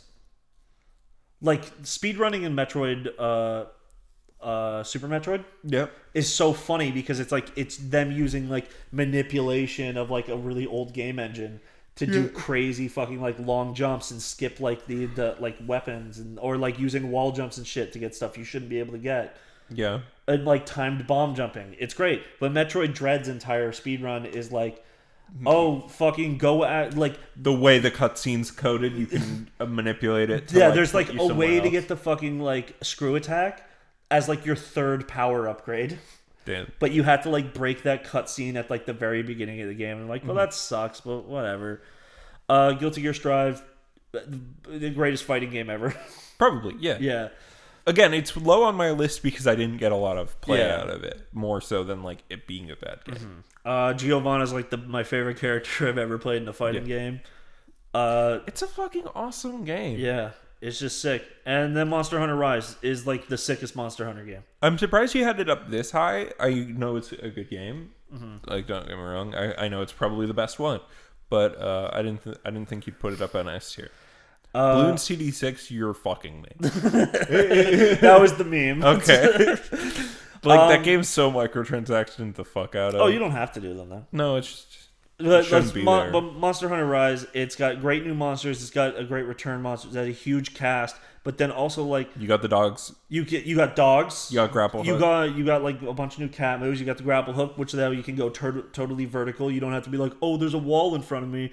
I have to walk around around the entire map. You just go over the fucking wall. Yeah, it's a lot more fast paced because of that. There's no tracking and shit anymore. It's just you spawn into the world and it tells you where the monster is. Yep.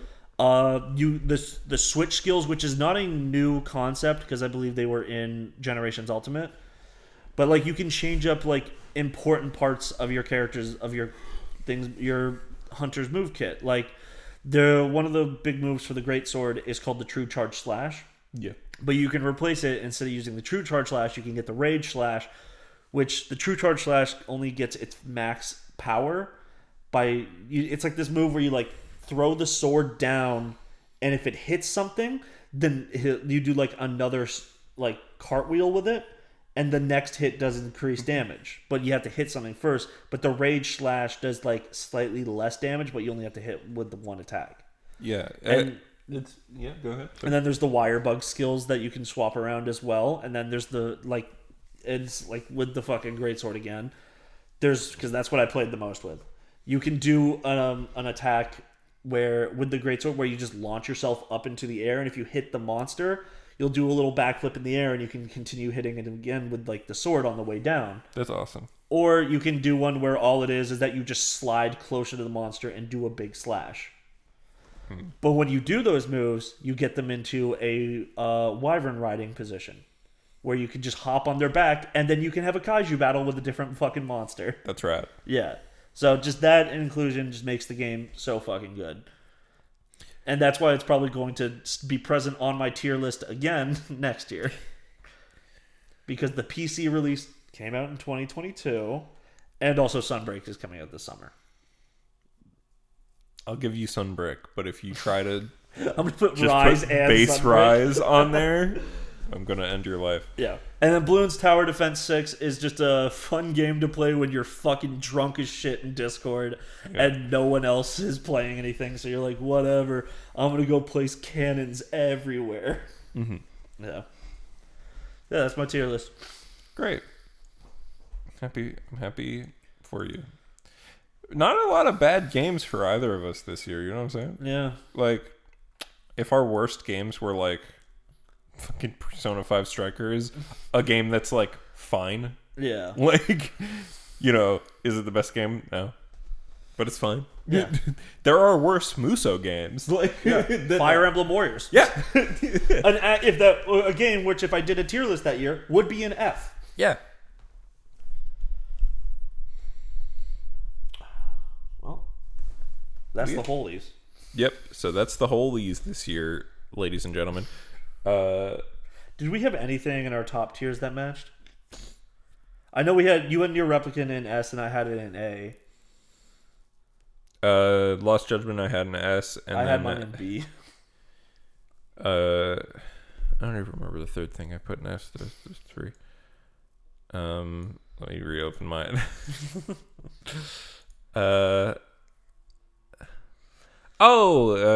Disco Elysium. Let me see what matches. I think we both had Ratchet and Clank in B. Maybe. You might have had it in A. Metroid I had in B, but you had an S. I don't know. And I did not play Titty Game. You should play Oni-Chanbara Origins. It's actually quite good. It's a good, like fun kind of shit character action game, but it's like a very titty game. Like more so than Bayo. Like Bayo has choices. Like Oni-Chanbara is a jack off game, but it's fun. Yeah, let's get into the weeks. So first up, let's just do fucking Hawkeye. You want to? Spoilers for Hawkeye. It's been a fucking month and a half. Yeah. Okay. So the finale episode of Hawkeye was basically the only one we didn't cover. We talked about like No, we didn't cover the fifth either. Oh, okay. So episode 5 I thought was really good, mostly defined by like a big conversation between Yelena and my girl, Kate Bish. Yeah. Which I thought was really entertaining. Obviously, I think those two actors are probably the best Is that two the one in the that show. happens in her apartment, or is there another conversation? Her burnt out apartment. Her burnt down apartment, yeah. Yeah. And she's like making mac and cheese. Yeah. I know, it was a good scene. It's a great scene. Those two have great chemistry, but it's like a scene where it's like she's clearly subtly threatening her the whole time. Yeah. Which is great. But I think that's good for the theme of the show, with the whole thing being Kate Bishop entirely over her head the entire time. Yeah. But that's also the theme of Hawkeye. Yeah. Like that dude, like he's always on over his head. Yeah. He's a man with a bow and arrow. Yeah. Which is great. I do enjoy this show, and up to this episode, I was like, damn, this show slaps. Did you have a problem with the last episode? I did have a problem with the last episode. So the end of this episode, I'm like, Kingpin, let's fucking go, right? Mm-hmm. Because I really love Kingpin as a character, but I also really love that actor's portrayal of him. Vincent D'Onofrio. So really fucking good. Yeah. Have you heard the busting it down sexual style thing on I've TikTok? heard of it. Yeah, it's like the Someone did one with like Vincent D'Onofrio's Kingpin going like, and you're busting it down sexual style in front of Vanessa. Yes. In front of Vanessa. Yeah. It's so good. It's great. So then what went wrong with the finale? So we know that the show got cut down by I think an episode or two. Yeah. I think also just in total, I think this show, all in all, Yep. I think it's really good. Mm-hmm. I think it's one of the best things Marvel has put out in like the last few years. Yeah. Like post Endgame. Mm-hmm. I think if this was a movie, it might have been simultaneously better and worse. I agree. Like, I think we would have lost a lot of the little moments. Which are the best parts of the show. Them getting drunk inside of the, like, on Christmas or whatever. Mm-hmm. Or the things where she, like, probably the first time, where, like, you know, the scene where he's, like, talking on the phone, but his hearing aid is broken, so Kate is, like, dictating everything for him. Great. All the little stuff with the, like, the people who ended up making their suit for them. The LARPers, yeah. Yeah, like, all that stuff, great. But I think if this was a movie, we would have lost most of that. Yeah, I agree. I think this did need to be a show. I think it needed more, not less. You know what I mean? Yeah, I feel like a lot of stuff gets resolved really quickly. And, like, unnecessarily. So my biggest complaint with the Kingpin thing. So Kingpin shows up really only in the last episode. Like, he's in one picture in episode 5. He's in a picture in episode 5, and then he shows up for, like, a moment to talk to Maya and Kazi. And he's wearing the fucking worst outfit. So that is an outfit from a Spider-Man comic he was in, like, but it's straight Christmas. Up. Yeah, like he's wearing a Hawaiian shirt. He's wearing a Hawaiian shirt and, like, with a full cufflinks. white suit, like, has, like, a white fucking fedora on. Yeah. It's like, bro, it's literally Christmas today. Yeah, like, dumb. Yeah. Could have had him do white suit with the purple shirt under or vest, or even the black suit that he wears throughout Daredevil. I do get why they put him in the Hawaiian shirt because of the ending, because it's that's the comic where that happens to him. But still, okay, so he's not in the classic outfit for more than a scene, because he's in, like, a classic Kingpin outfit when he talks to her mom. We were also that scene where he's, like, in the outfit and all that. It's the scene where Maya is, like, being pretty, like, where she found out that the reason why her dad is dead is because of of Kingpin / Kazi. Yes. So because Kazi was the informant. Kazi was the informant and Kingpin put the hit out. Yes. So effectively the show kind of, so we got Kingpin, he shows up, he's like, I'm the Kingpin, but he kind of seems really dumb. Because he doesn't have much of a plan. Whereas, like, in Daredevil, he kind of just shows up, and then it's like they do this thing where it feels like I started watching Daredevil again, but then I fell off because it's just not the kind of show for me. Okay. Like, I really like all the characters on it. It's just I don't like the writing that much. Okay. But Vincent D'Onofrio in, like, his version of Kingpin in the original show is very cool and calculated. And he's always thinking, he's always ready for someone around him betray him. Like, but obviously, really like, he is a very emotional character. So, like, when something happens, he explodes, right? Yeah, he has a rage inside of him, but he's still, like, until that rage comes out. And then even after the rage comes out, once he's like, he has a moment to center himself, he, like, readjusts his suit and goes, okay, I've crushed that man's head in the car door. Yeah. I never saw that scene. It's a great scene. Yeah. So in this, he just seems dumb. See, I think this is them getting an episode cut, is that if there was, like, more to do with him. Well, what I was going to say is, like, so Kingpin, we build up to this episode 5 reveal that it's him, right? But everyone was guessing it was him the whole fucking time. I was stupid. You know, I'm fucking dumb with this shit. I was just sitting there watching. I'm like, I wonder who it could be. Anyways. Right, but, like, every week I was like, it's going to be Kingpin. Yeah. Like, on the podcast, I was like, it's going to be Kingpin. Kingpin's going to be the guy. And then Kingpin was the guy. And I was like, yeah. And then he's in episode 6. And I'm like, you know what would have been better storytelling? If he was just the bad guy from the fucking start of the show. Yeah. Like, why did it need to be all this? I did, like, you know, I forget, like, the name of actors and stuff a lot when I'm, like, watching these shows. Yeah. So I do Google things. Yeah. Like, but, like, all I did was Google Hawkeye. Yeah. But of course, Google's not your friend.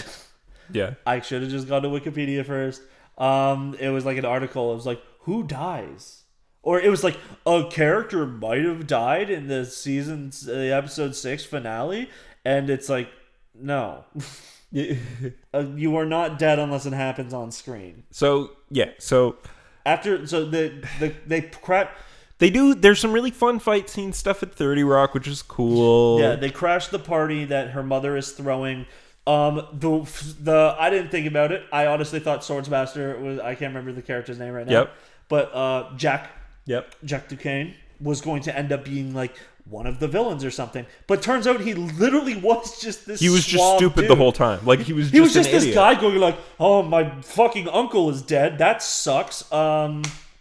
Anyways, I'm gonna keep going and trying to fuck this old woman. Not old. She's like 40. Woman who's the same age as me. I'm gonna go fuck this other 50-year-old woman. This appropriately aged woman for me. I look like fucking an old James Bond. Yeah, I look like Pierce Brosnan in Hot Fuzz. exactly. So And I look like taller, more muscular Paul F. Tompkins. exactly. So that character, we already talked about how I was kind of disappointed what they did with him because he's such an important character to Hawkeye.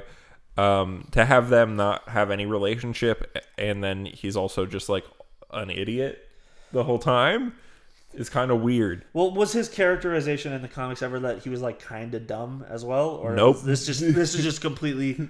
There was this. Okay, it's not as bad as Taskmaster, but Not as bad as Taskmaster, but it's because at least this character's like entertaining, even if he's very different. yeah. If he had a different name, it would be like ooh, like. Yeah. But the fact is that they took away a future character. Who knows? Maybe Jack Duquesne has a son.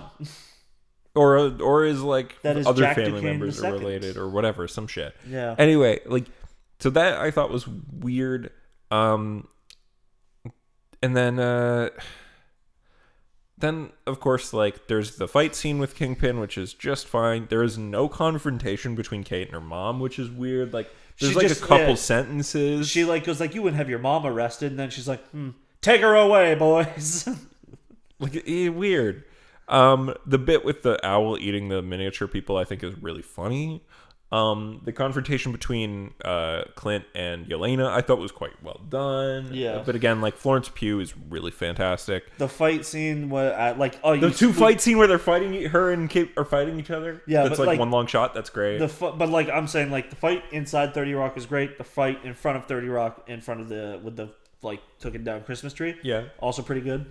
Yeah, like good action. Like it's Yeah. not a terrible episode. It just I was disappointed because it's like all of the things coming together was less fun than just playing around in the world. Mm-hmm. You know what I mean? Like, I kind of maybe would have enjoyed like more slice of life, more could've- like goofy shit. Yeah, they could have thrown together like something small and like an Easter egg to throw in the background or something. Mm-hmm. And But instead, it's just weird. like the big reveal is Kingpin's there, but like no one else from the Daredevil series is in the Yeah, show at and all. like I like Echo. Obviously, this is setting up to be followed up by the Echo series, which we already know about. Kazi was also really cheated by this show. Yeah. So first of all, in the last episode, there's like again, it's clear that they cut episodes because like Kazi gets all this like big speech that has nothing to do with anything we knew about him. Mm-hmm. Like, which is weird because like he's one of the kids in the flashback, but he doesn't get any lines. But I think that's because they were cut from that one episode where we saw Echo's origin. But then like also he just is given so much to talk about in this episode, and like it feels like it comes out of nowhere because he was not that developed of a character. Yeah. And also he does not resemble his comic book counterpart at all, because Kazi in the comics is an assassin that Kingpin and the Russian organization bring in to kill Hawkeye, and his whole bit is that he's the clown. He is like a survivor and like circus member from this actual Eastern European survivor of this war. Yeah. And you know, as a kid, and then he comes to America and like does assassinations for this Russian mob throughout Europe and the States. And he like paints his face all white and adds a black teardrop. And then is just a murderer, and he kills Grills in the comic, right? And Grills doesn't die in this show, and he does not resemble Grills from the comic at all. And You got a problem that it's a black guy? no, I have a problem that he's a cop instead of a guy who stands on a roof I think grilling hamburgers. He's a firefighter. Or sorry, he's a firefighter and a LARPer instead of a guy who sits on a roof grilling hamburgers. And he doesn't call Hawkeye Hawk Guy, which is his whole fucking thing. I think I don't think any of the people were cops. No, there were cops and firefighters and Yeah. EMS people. That was the whole deal with those LARPers. Okay.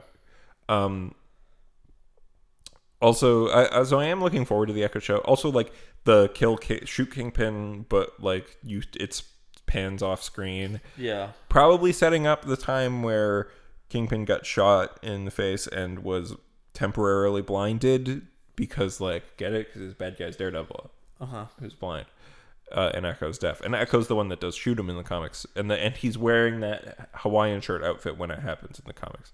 So, like, obviously that's what they're doing, and then that's going to lead into Echo, where Kingpin will probably come back as the villain of that show, and maybe that show's going to be like more interesting because we know Kingpin's the villain from episode 1, right? Yeah. And then that will be able to not have to worry about being a thing that has reveals and instead be a thing that can just be interesting. I can't fucking wait for when that show comes out and like every new like shitty like Cinema Blend and fucking like Comic Book Report or whatever. They're just going like, bro, big reveal at the end of the first episode of Echo, and it's like all it is that Kingpin is there. Is alive. Like, yeah, like it's gonna be funny for sure. But you know, like, I think Hawkeye, I really liked episode 1 through 5 a lot. And 6, I think, just does not have a great ending due to shit being cut.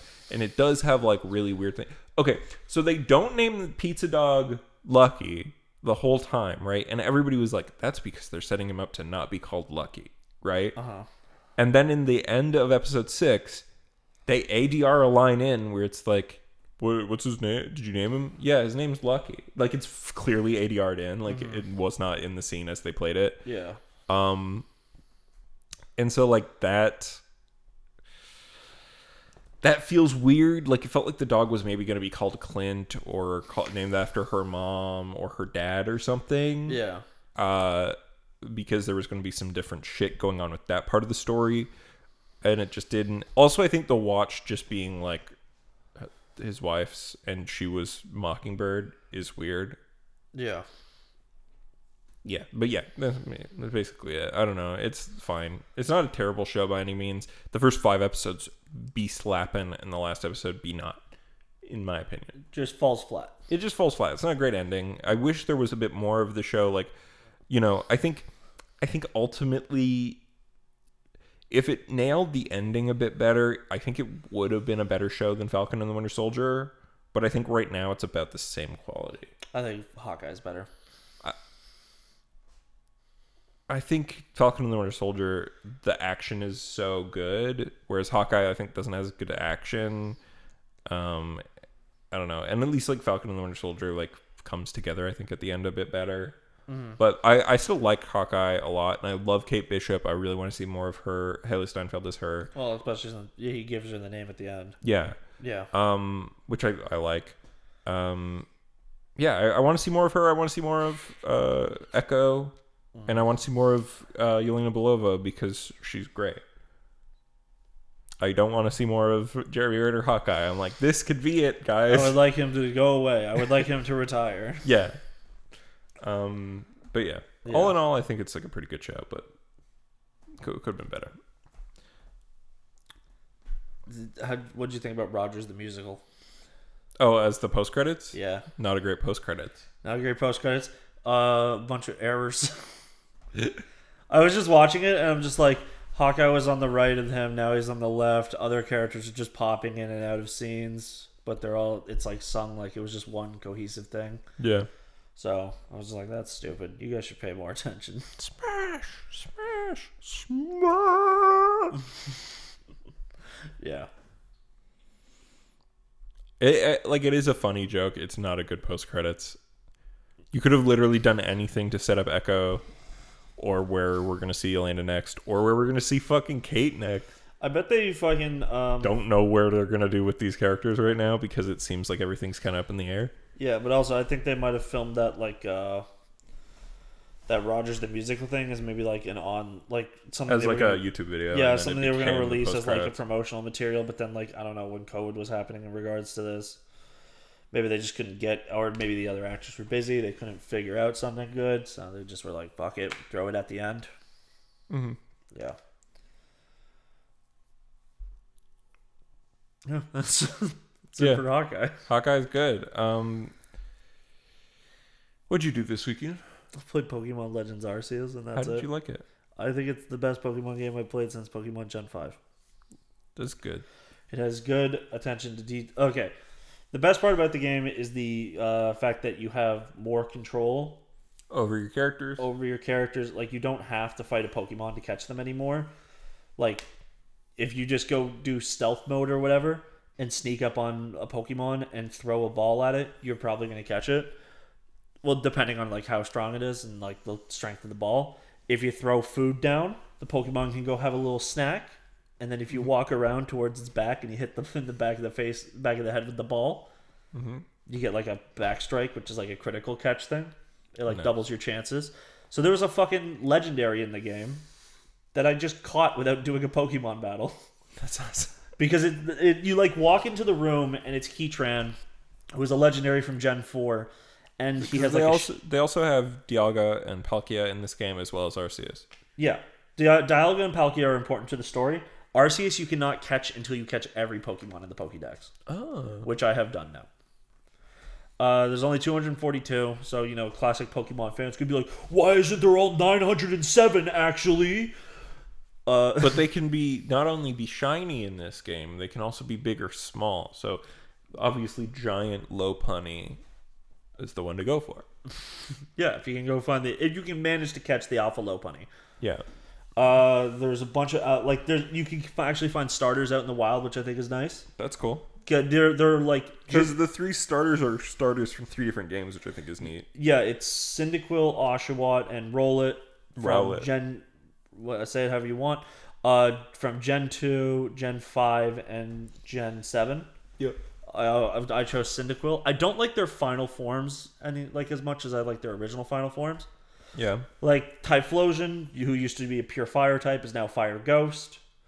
Samurott, who used to be pure water, is now Water Dark. And Decidueye, Rowlet's final. It's actually Decadui. Yeah, Decadui. His final evolution in what used to be Ghost Flying is now... Or no, Grass Ghost. Is now Ghost Flying? No, Grass Fighting. Grass Fighting. So, like, a couple pretty unique or uncommon typings. Yeah, the game, like, the gameplay loop of the game, like, fighting is really good. They made all the battles really quick. Like, everything, like, even though your health numbers are bigger, yeah, you can still kill a Pokemon in like 2 moves. Like, it's a lot faster. Wow.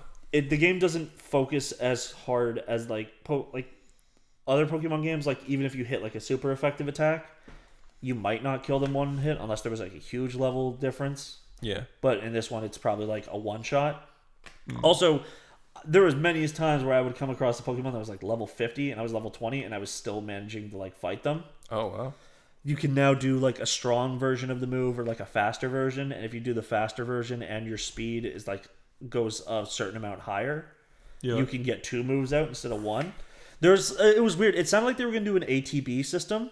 It's still turn-based, but now you can see like if you do a strong move or an agile move, how the turn order will change.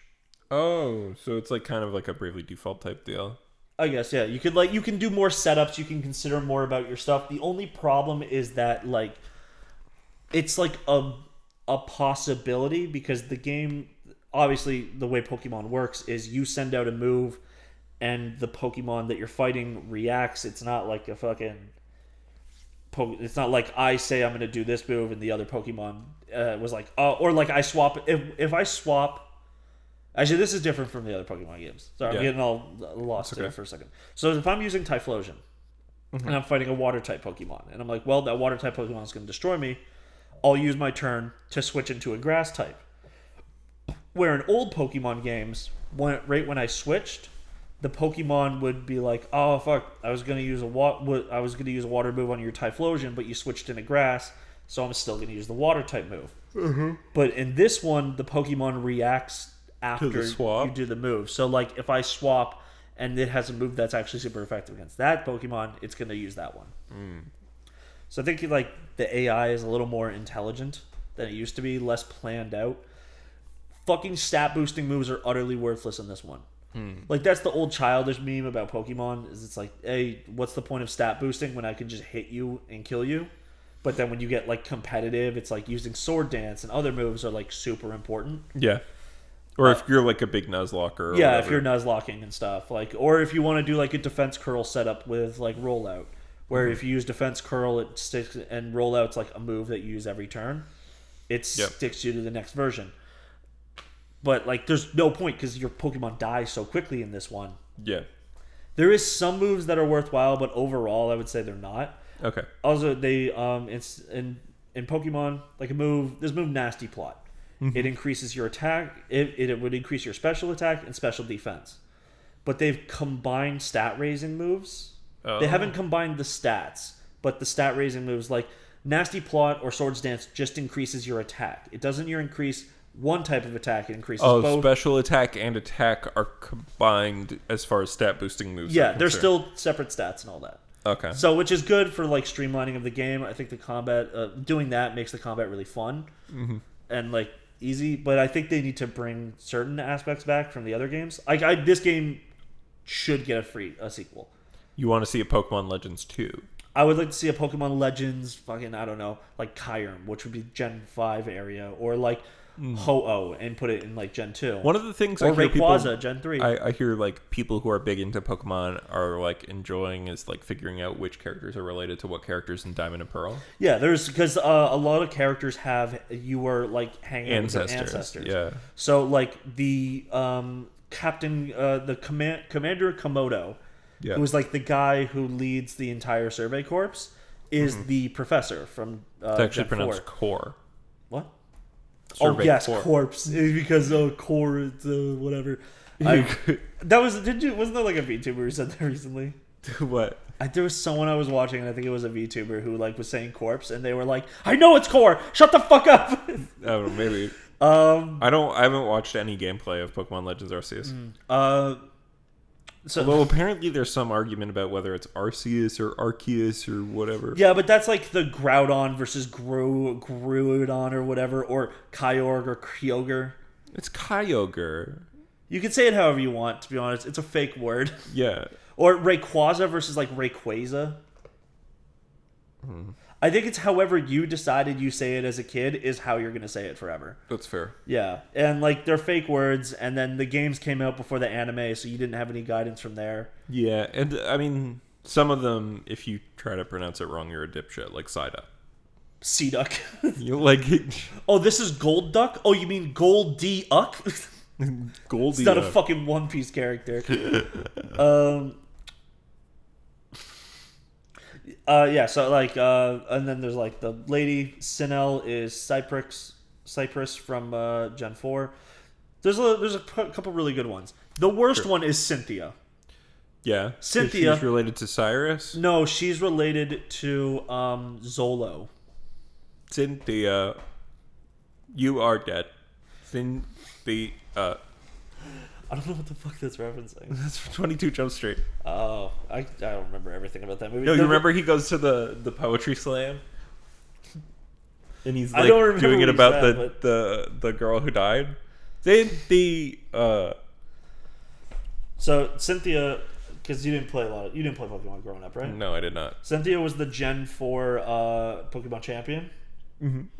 She was a lot of. She's probably. She's hot. She's mommy. She's one of the toughest champions. Is she also mommy though? Yes or no? Yeah. Okay, thank you. But so her equivalent and is it Zolo or Zono? Zolo. That's a character from One Piece. It's Volo. It's a V, not a Z. So this is her like old timey equivalent. It's a dude. And he also is hot. I just don't like him that much. I think he's kind of bland, and He's he doesn't. like you annoying. don't get the reveal of who he is Until way later. Well, he like rips off his clothes at the end of the game, and he's like, "I'm actually fucking evil this whole time," and it's like, okay, that's weird. Then this is the dude. He's the leader of the Diamond Clan. He's pretty hot. Yeah, he's decent. Then the girl. Yeah, I don't have the character art version, but that's what she looks like in game. Okay. Yeah. So, but like on the topic of, because we were talking about Nintendo Switch earlier and its graphics, Legends Arceus has really good character models and But not- Pokemon models. But not great. But the world is ugly. awful. Yeah. Like, there was a really good joke that Critical made, Yeah. where he's like, "Oh, watch, we're gonna walk into the big open area, and it's supposed to be that like Breath of the Wild awe moment where it like does a big panning sweep, and you're supposed to be like, whoa, but it's gonna look like a PS2 game," and that's exactly what happened. But the like character model's great. The animations on people are not that good. Mm-hmm. Like in cutscenes, they still look kind of jank and weird. Yeah. But the But Pokemon the animations Pokemon, are really good. They finally have attack animations.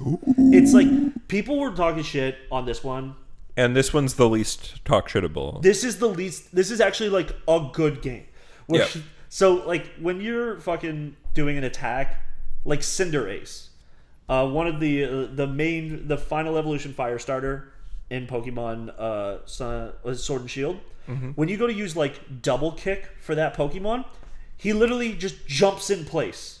He's like jump, one kick, jump, two kick. He doesn't move. He doesn't go close to the Pokemon. Now he does. He will go close to the Pokemon with a generic attacking animation. We take those. It's great. Or like, here, let me find one for you. It's the best looking one in the game. It's so Dialga and Palkia have unique moves. Dialga's is just okay, but Palkia's looks so fucking cool. It's called Spatial Rend. Yeah. I want the okay, here. It's 21 seconds.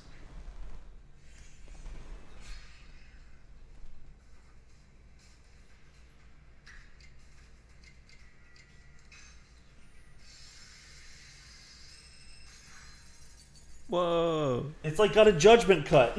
That's rad. It is a judgment cut. Yeah. Also, the instead of it's like it did the Persona thing. Yeah. Where like instead of it being A menu, its face menu, buttons do different buttons. Yeah, so and also at any time, instead of having to open up a secondary menu, you can open up a secondary menu to like check, like for items that if you want to like heal your Pokemon, you press up on the D-pad, but you can also see your Pokemon by pressing down on the D-pad. But if you wanted to, you could quick change Pokemon by just pressing L and R and choosing the right one, and then pressing ZR, and you'll just swap the Pokemon out. Yeah. And that's like a little wheel at the bottom right. But if you press X, you can swap to the other side, and you can just start throwing balls and catching them. That's dope. Yeah. So it's just got like really good mechanics. It's really fun. The like big boss battles actually feel like boss battles because it's not just this is the strong Pokemon, throw out a Pokemon to fight it. It's like this is the strong Pokemon. Avoid the attacks yourself. You need to avoid the attacks yourself and wait for an opening for you to be able to do it. And for you to do that, you have to be constantly throwing these like medicine balls or like it's like of their favorite food, but you obviously don't throw it in their mouth. You just whip it at them. Yeah. So you just like kind of calm them down with that, and then you wait till you have an opportunity. That's cool, man. I'm glad you really like it. Yeah. That's great. Like, even though I know you don't like Pokemon, Not a huge Pokemon guy yet. I would say this game is like actually fun to play. That's like cool. outside of the Pokemon stuff. That's rad. Personally, probably won't play it just because of the plot and world don't really interest me too much. Yeah, the plot is bad. Okay, it's not bad. It's generic Pokemon shit. Exactly, right. Like if I play an RPG, like the thing that I think is cool about the Trails series, other than the fact that they all take place in the same world and are all important, is like that's a game that's just about like international politics and then also story shit. Yeah. Which is cool, and like good characters and stuff like that. Mm-hmm. And like Trails of Cold Steel is like Persona if it was in like a fantasy world. And ultimately the thing about the world is that it's like kind of one of the big problems is that they got good technology too early. Oh, okay. Because like the internet exists. like it's not super widespread. It's like how the 90s, right? Yeah. But like it's like we had 90s internet in like 14 something. But it helps to make an interesting plot. Tell me that wouldn't fuck the world up. Yeah. Right? They changed the like you know how Pokemon in the games when you catch too many and you can't have them in your party, they go inside of a box. PC, yeah. Yeah, the PC. There is no longer a PC. It is called a pasture. And you put them out to pasture? That's cute.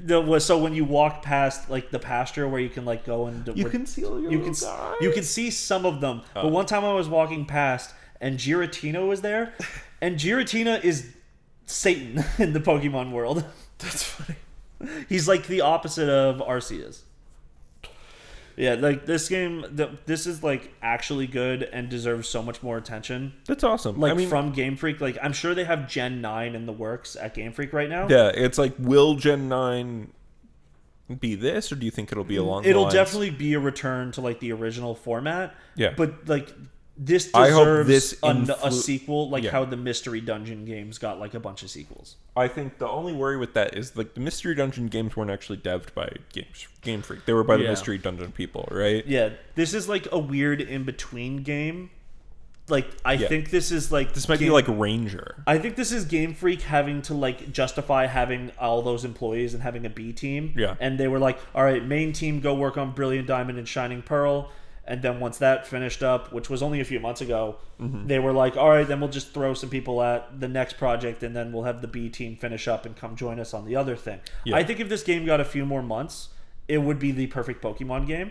Like only to tone up environments. I'd love to know, because I'm sure like Sword and Shield and Let's Go Pikachu and Eevee were being devved at the same time. Yeah. Which is disappointing considering that like Sword and Shield, Let's Go Pikachu and Eevee has like a lot of good attention and detail in it. Yeah. Like it's actually pretty fun, but there's only 151 Pokemon in it. Yeah, whereas like Sword and Shield, like it was much They bigger, had to pick but like the top 420 or something. Nice. Yeah, an easy number to fall into.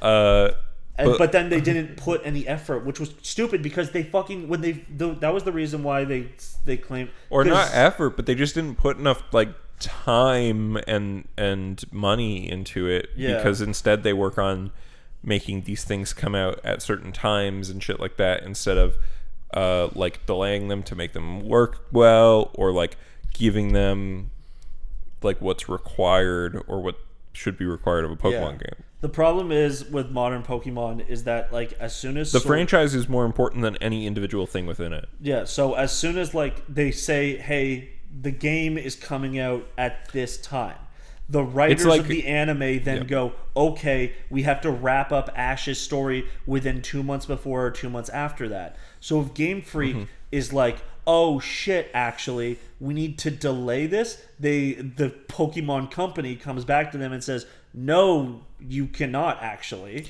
Yeah, right. This game has to come out in November because that's when the Pokemon anime starts. Yeah. That's like it has to come out by this date because the games need to come out before the Which one was anime. it that ended up getting delayed? Was it Sword and Shield? I don't think any of them ever did. No, I remember one of them did, and that's why we learned some stuff beforehand about stuff. I don't remember.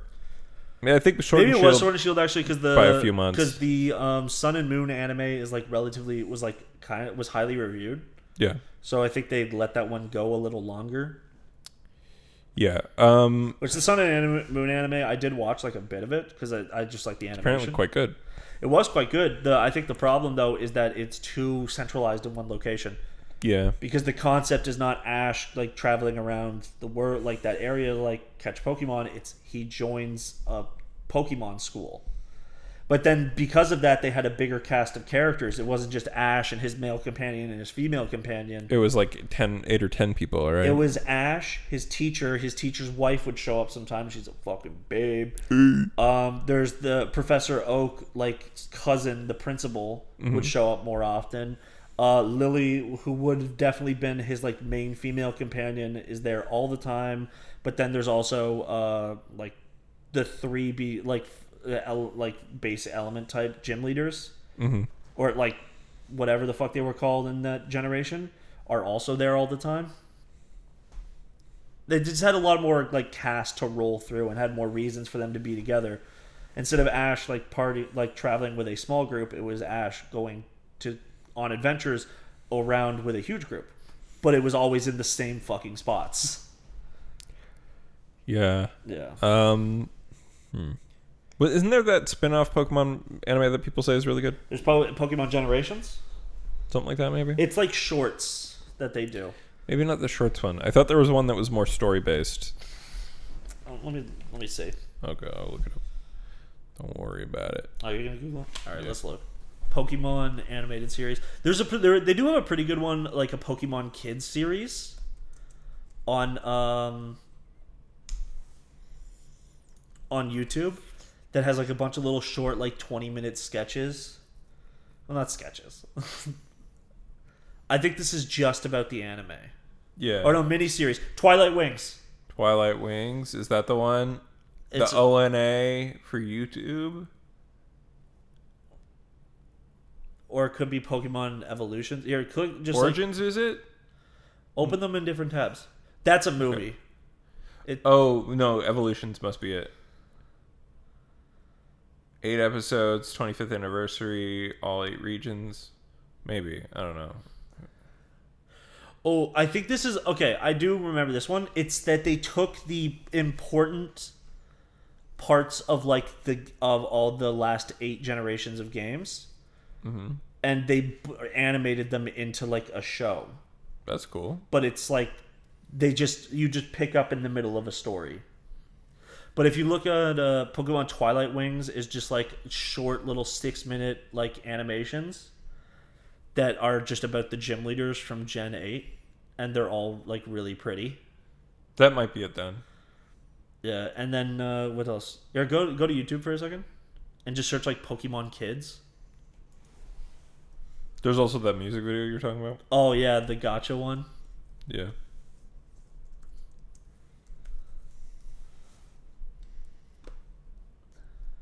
The first one, I think. Light Up Pikachu 2. Okay, it doesn't look like this shit. It looks like better. Here, go down a bit. No, not that one. That's the new Pokemon anime. Pokemon Journeys, the series. The one in the fucking shit region that sucks. The UK? Yeah, because it's British. Am I right, fellas? Pokemon. I don't know. Whatever. Doesn't really matter. Yeah. Anyway, I'm glad you like Pokemon. Yeah. I'm going to talk about... What do I have to say? Oh, I got Dying Light 2. It's fun. I'm not far enough in to tell you that much about it, but it's cool. That's good. The parkour good. I think with Dying Light 2, they've invented a game that really has a massive amount of pros and cons, whether you are using controller or mouse and keyboard. Yeah. Yeah. So there is aiming to be done, even though I told you that there's no guns pretty much in the game. Mm-hmm. At least as far as I am, which is pretty early. There are throwing knives and throwing spears, but they are extreme. There's extreme auto aim. There's a lock on essentially. Yeah. When you're throwing items, which is cool because there's not a lot of those. So like having perfect aim where it's like look and it'll put a big circle on the closest enemy that you're looking at or closest target. It helps allows you to maintain like speed in combat. Yeah, stuff. Speed in combat, which is good. The parkour in this game is very good, and the world design is so much better than the first one. Because the first game is city that has gone almost completely unchanged by the zombie threat because it's very recent, to now we are in city 15 years after the zombie outbreak. Yeah, same character or new guy? Completely different casts, completely different story, completely different location. But this is a new city. But like every rooftop has shit on it. Like there are bridges across roofs. Yeah. Like there is. So it's like this is closer to what people wanted from like Mirror's Edge Catalyst. Or it's like Dying Light 1 was like the beginning of it when like there was not a ton of like traversal. Mm-hmm. Dying Light 2 is like, oh, we figured it out, but we can't. Not everyone's a parkour god. Yeah. And also, like, you can go on the streets. The streets are either full of zombies or peacekeepers or, mostly that. And, of course, like, there's still the day-night thing where zombies come out at night. So there's these areas called dark zones, which I think are an improved version of a thing that existed in Dying Light 1, where it's like, this is where big zombies sleep. So you want to go in here at nighttime because this is where the zombies are during the day. Because the light hurts them. But, like, the stronger zombies get hurt more by light. Yeah. And everybody in this city is like probably infected, but like they have these inhibitors and UV lights and daylight prevent you from turning. Mm. So it's really neat. Like there's these elements. So when you are at night, like you have a certain amount of time that your immunity lasts. Yeah. And then you die. But you want to get to the nearest purple UV light type deal. It's a really cool game. It's not perfect. The control scheme is probably going to be weird no matter what you play it on. And it is annoying that they do lock some things that feel like should be natural to like later on upgrades. So like early upgrades include like jump higher, or like do speed boosts when you do certain things, or like, you know, things like that. But then like wall running is a late game upgrade, which is weird as fuck. It should be early. It should be early or base, but there is story upgrade that claims to give you a hang glider type deal like Breath of the Wild, and then there's going to be a grappling hook as well. So I'm like, ooh, that's probably going to be fun. Like if you can launch yourself with the grappling hook and in conjunction I don't know with the how hang it glider, works. that would be amazing. It just becomes first person Just Cause. Yeah. I don't think it's going to be Well, that okay, good. that's what every game has been trying to do now, like with a grappling hook. Yeah. Is your grappling hook needs to allow you to have some carried momentum. It can't just be like you grapple up to something to hold on to it anymore. I feel like it's probably going to be more of a the grappling hook's probably going to work more like it does in Uncharted 4. If you can swing with it, then that's fine. Still, there's some sort of momentum you can carry. But I mean, like if like the Halo Infinite, Because they grappling did hook is introduce amazing. swinging ropes, which is fun in this game. Like there are good mechanics. The parkour is really fun as always. Like the combat, I think, feels pretty improved to me. Like you can do perfect blocks and other cool things. But obviously, like the way they did carry over the way the XP system works from the first game, which is the more parkour you do, you get little parkour XP, and that fills up your meter for your skill point. Yeah. And the more combat you do, the more it fills up your combat XP, which is your combat skill points. Which is good. Yeah, it was a fun game. That's good. There's more story to it. Your character was somebody who was experimented on as a kid and was looking for their sister and is looking to get revenge on the scientists that did it. Pretty good story. Pretty good stuff. Good. Yeah. What else? I don't know. I watched Rear Window recently. It was a good movie. Yeah. Yeah. Did he look out at anyone at that window in like a weird way? Did he Yeah. creep on people? No, he did. That's kind of the point of the movie. What? A movie about a man being a creep? Yeah. Is it like that episode of The Simpsons where Bart has a broken leg, so he stares at Ned Flanders murdering his wife? It's exactly like what it is. Oh, On man. account of it's inspired by that movie. What? It's also similar to the film Disturbia. Was Disturbia inspired by Rear Window? Yes. Very much. I'm surprised you haven't seen Disturbia. Disturbia was a movie that was very big in our childhood. I don't watch. Yeah, I know. I don't watch, and then he's like, I was going to say No, because I've been horror watching movie. some movies recently, so I didn't want to say it. Like we watched as roommates, we watched this fucking movie called Antlers. Oh, is that the one with Daniel Radcliffe? No, that's Horns. Oh, that is Horns. Antlers is The horror one, right? It's a horror movie about a guy who is like I don't know, doing some Breaking Bad shit with his boy, and then he gets attacked by a Wendigo. Cool. And he like he's like in the process of turning into one, but it's like you need to eat human flesh to truly become one.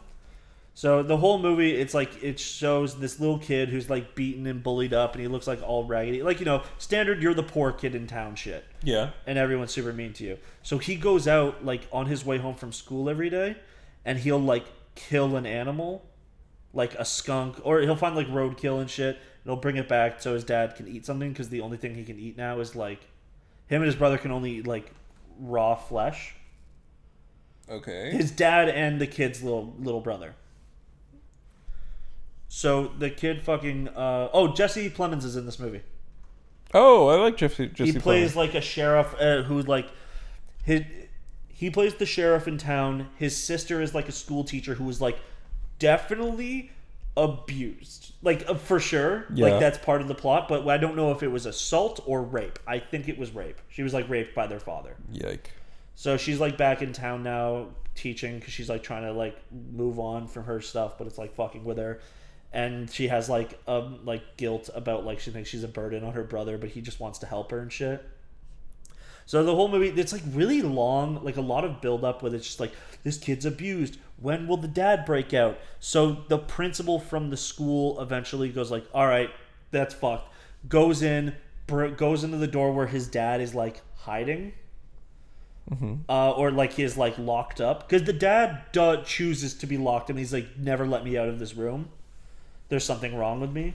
Yeah. But so she goes in and he fucking like rips her throat out and like eats her entire face and shit.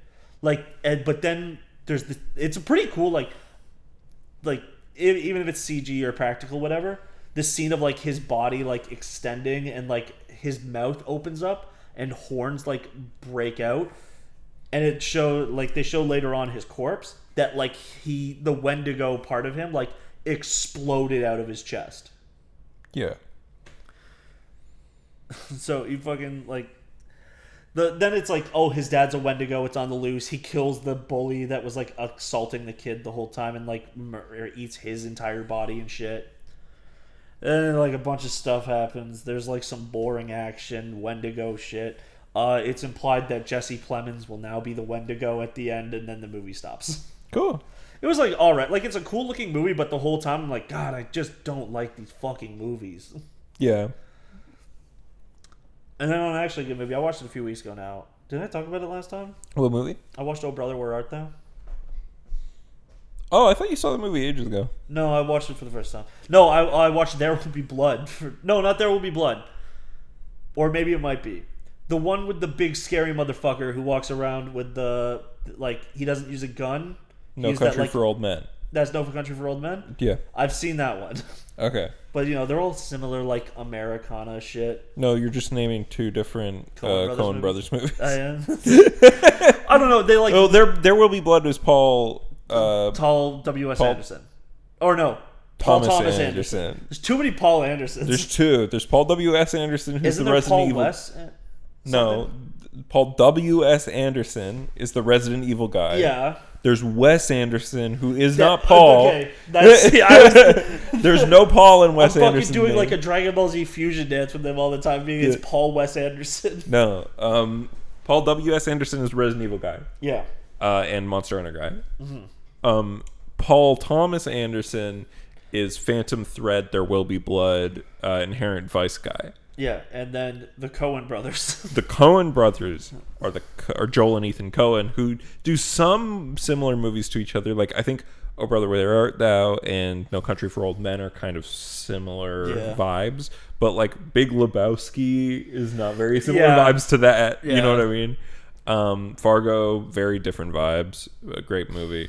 Coen brothers are great. It was a good movie. Mm-hmm. There's like, so I just really like, and then also like I watched the whole thing. So Will Neff, of 100 Thieves, and Hassan's podcast. Yep. He started doing a movie night thing, where like I don't know how he's getting around it. I guess Twitch is just becoming a lawless wasteland again. Also, you can hook up Amazon Prime and do watch-alongs. Yeah, but I don't. He didn't do it through that because usually it prompts you and like makes you like lets you know. And then it also has an option where it's like you can see the streamer but not the movie. Okay. Yeah, I've tried to join some before, but my account wasn't connecting and whatever. I'm about to cancel it anyways. Okay. So like I watched it like with him the whole time, and then like he gets like to the end of the movie and he's like, by the way, this was like the Odyssey. Yeah. Yeah, and like that's why they kept calling fucking John Goodman's character the Cyclops. Yeah. Because he's the Cyclops from the Odyssey. But it's so funny that John Goodman's like this racist swindler who fucking like thinks he's about to like he convinces them to come out and have a picnic with him in like the middle of a field. Mm-hmm. And then he's just like, all right, boys, this is how you do Bible thumping. And then he beats the shit out of them and steals all their money. Just a fun, good, like it's just a good time. I enjoyed watching the movie. And then I told my mom that I watched it and she's like, I fucking hate that movie. Of course she does. Yeah. Yeah, watch more Coen Brothers stuff. I know you didn't like Hail Caesar, but yeah, you like their other stuff. I like Hail Caesar in like when I think about it, I'm like, yeah, it's not bad. But then I remember how fucking bored I was watching it. You might like Burn After Reading. That's like an underloved one. Yeah. You know what movie I'm funny. thinking of, but I don't know who made it? Who? What movie? What happens in it? Okay, I think it's Joaquin Phoenix. He's like a stoner or whatever. Josh Brolin is there, who plays a cop who keeps beating the shit out of him. He's like a private eye. You were never really there? No, it's newer. It's like that one's really new. Is it Vice? Inherent Vice? I don't, because I think. Okay, which is the movie? What's Inherent Vice? Inherent Vice is the one where he's like a private detective It's guy. Inherent Vice. Okay, you said you didn't like that movie. Yeah, I watched it with Blake, and I was just like, "Whoa, this is boring." Yeah, that's Paul Thomas Anderson. Yeah, okay, it is that one. Because wasn't there? What's that movie with Ryan Gosling? Drive. No, obvious. Thanks for the obvious one. Ryan Gosling and Only God Forgives. No, Russell Crowe. Nice Guys. Nice Guys. I would, because I think didn't those movies like come out kind of close to each other? Yeah, Inherent Vice and Nice Guys. I think should have gone to see Nice other. Guys and not Inherent Vice. Inherent Vice is based on a novel by Thomas Pynchon. Oh, they came out 2 years apart. 2 years apart. Yeah. Felt like closer. Oh, Shane Black did it. Yeah, Shane Black did Nice Guys. Yeah. Yeah, I should go watch that one. I've said this before about Nice Guys. I think Nice Guys is not. So the story in the movie Nice Guys is really annoying to me. Yeah. It's really fucking lame. It's not a good mystery story, and it sucks. Keith David's in it. Yeah, but the main characters of Nice Guys are so entertaining and like well written. Yeah. That it like makes up for it, but like I think Nice Guys would be better as like a 8-episode HBO TV show of different mystery every week. I would watch the fuck out of that show. With Russell Crowe and Ryan Gosling. They're so funny in that movie, dude. Yeah. It's just the mystery in that movie is so frustrating to me because it's like about pornography and it's annoying and I hate it, and it's like kind of pretty sexist and pretty dumb. Yeah, but it's a period piece, isn't it? Yeah, but so it came out in 2015. So you could do a movie that's set in the 70s that's like a commentary. So it's not a commentary, it's just sexist. It just seems kind of It's not saying this is how they were at the time. It's at least swerfy. You know what I mean? Like sex worker, exclusive, radical feminism. Yeah. It's a little swerfy at the very least. We